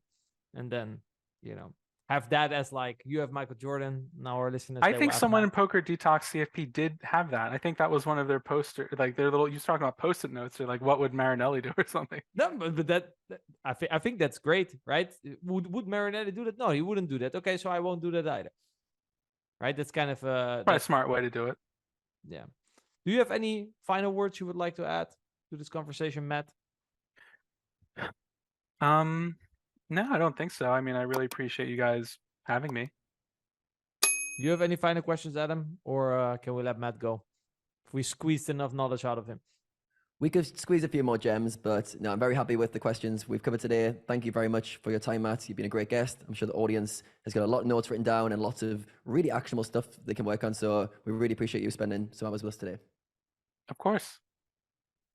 Another bunch of wisdom bombs dropped on this podcast. Thank you very much, Matt. It was a pleasure talking to you. Adam, what are your main takeaways of this conversation? Yeah, it was a great conversation. We covered a lot from a mindset perspective, which was great for me to hear. And yeah, one of the things that was really dominant throughout the conversation was this strong identity that he created for himself and the belief that he could achieve it. So early in his career, he set the goal to be the best player in Detox, now the best player in Online 6 Max. And it's this almost this like belief that I can get there. And he said something very powerful: you are who you choose to be. And I really like this because it comes down to we decide on the identity we want to be, and then we reinforce that with the actions we have and the way we show up. So for him, what I got a real strong sense of is an innate belief that he could achieve the things he wanted to, and he was willing to back that up with action, which then reinforces the belief, which then makes more progress. So a really, really strong mindset in terms of his approaches. And then the other thing that kind of combines well with that overarching mindset is what he calls grit. And this is this kind of passion plus perseverance. So if you set a big, ambitious goal to achieve big things in life, you better be resilient. You better be able to tolerate stuff. You better be able to keep going. So for him, his grit is the one where it allows him to keep progressing and keep pushing past stuff. And we saw this in his career, particularly when he was shot taking 2K NL and he lost 52K over 9 months. That's not a short span of time to lose money over. And he still kept going and still kept that belief, and he persevered. So I think for him, doubling down on this ability to tolerate challenging times. I also asked him what was the biggest lesson you have learned from poker, and it was, again, perseverance, to take on adversity and to push past that. So I think when you combine those two together, this kind of perseverance and grit to get through stuff with this identity that I can achieve stuff and the belief systems, I think creates a really nice model for everything that comes from that. So yeah, I think super strong mindset, really liked all the stuff he shared. He also shared some vulnerable stuff about how painful things were as well. I think often from an outside, you can assume people have linear progress to the top and it's easy, it doesn't hurt. He said sometimes it was painful, he had to reflect. He mentioned crying in his rooms at times when he was on a big downswing. It gets tough sometimes, even with the kind of right approaches. So yeah, really, really happy with all the stuff he shared. I'm sure the audience walking away will have some really, really actionable things to take. So how about yourself, Rene, from a technical side? What were some things you picked up on? Yeah, he had an amazing mindset for sure. From a technical perspective, I think the main takeaway, and definitely for people to listen back, is the structure he created in order to improve. I think that was the main thing. I usually teach something similar, like the feedback loop. I think it's also a concept you also mentioned Ray Dalio somewhere in the podcast. I think the loop of continuous improvement, or the process of continuous improvement, he calls it, I believe. And basically it comes down to, he leak finds, and everything that he does, I think is very important. He does deliberate, intentional, and he makes quantifiable. These are the three things that kept on coming back as well, and that's very important for him. So he leak finds. Again, he does it very deliberately because he goes through his database because he wants to improve on certain points, because he knows if he improves on those points, he will start to make more money, be able to rise up the stakes and reach his goals, right? He makes those quantifiable. He compares his stats to, for example, PIO outputs, trying to play as optimal as possible. If you, for example, found that your population might be overfolding a certain spot, you might want to aim for a number that's a bit higher than PIO. Then he basically, if he finds certain leaks, he goes into his process of strategy development that he mentioned.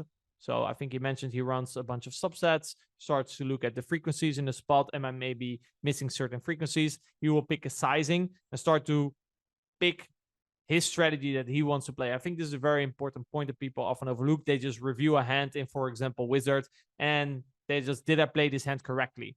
But they have never really thought about how I will approach this spot from a strategical perspective. What's the strategy that I want to play? And from that baseline strategy, you can still deviate, but it's good to have a baseline strategy, okay? And in strategy development, he emphasized the importance of trying to keep it simple so you can stay accurate. And when he looks at hand, he looks for certain heuristics he can use, right? This is something that comes back through our podcast. They don't just look at the solver for reviewing their hand. No, they try to understand why. They look for certain heuristics that they can build their principles around approaching poker. Then he reviews, before he plays, he reviews his strategical intentions. He sets an intention for the session, and then again, deliberately starts to play. And his session then can be used to try to implement these focus points, right? Nothing is greater. I think he also mentioned that if you've worked on a certain strategy and you can apply it in game and you see it working, and then basically afterwards he will review again, make it quantifiable, maybe at a certain stage again, review his database to compare the numbers. But at least after every session he reviews the hand. I think he says every pot greater than 6 big blinds. I think I also gave some examples. Basically, if you found certain leaks, you can create filters and just review every spot where you're basically leaking. And you review those, and in those you will probably find some things that you're doing wrong, okay? And you could maybe write that down again. I think prioritization was also a very big key, right? It was frequency plus average pot size. That was kind of the formula that he used, and out of that rolls the importance of the leak. So for people who have a lot of leaks, I mean, me included, everyone included, to help you prioritize the leak, frequency plus average pot size. That was kind of the formula that he used. And then basically it's repeat, right? People might be asking, yeah, well, at some point you're done. No, you're never done. This is the life that you live. You're just going to repeat this cycle. And obviously the leaks that you will be studying will become bigger and bigger, smaller and smaller and smaller, because you start with your biggest leaks and you narrow it down. And later also you become more nuanced. So I don't think you really touch on that, but also with strategy creation, if you keep it simple in the beginning and you already went through all the spots and you play everything quite solidly, then afterwards you might add some nuance, okay? To, instead of just saying, okay, I study a 2-9 high board, you can maybe add some nuance. One has a straight, one doesn't have a straight. One is 9-8 deuce, the other one is 9 deuce 3. How does that change, right? But this is not something in the early stage that you want to go too deep down the rabbit hole in, because you will make it very complicated for yourself. The first goal is to get good heuristic, good principles to approach all the spots. So a lot of knowledge. I'm sure we could talk on for hours and hours. like actually we have with most guests. That's why the podcast, they can take a little while. Want to thank you, Adam, for co-hosting this podcast for me. I want to thank Matt again for dropping all the wisdom. Remember, leave your main takeaways down below in the comments and get a chance to win a free month of GTO Wizard, sponsor of this pod. Shout out to GTO Wizard. Want to thank everyone for tuning in. Stay subscribed to the channel because we will be dropping more podcasts in the future. I'll have a couple of good guests lined up that I'm sure you guys will like as well. And I will see you guys in the next episode.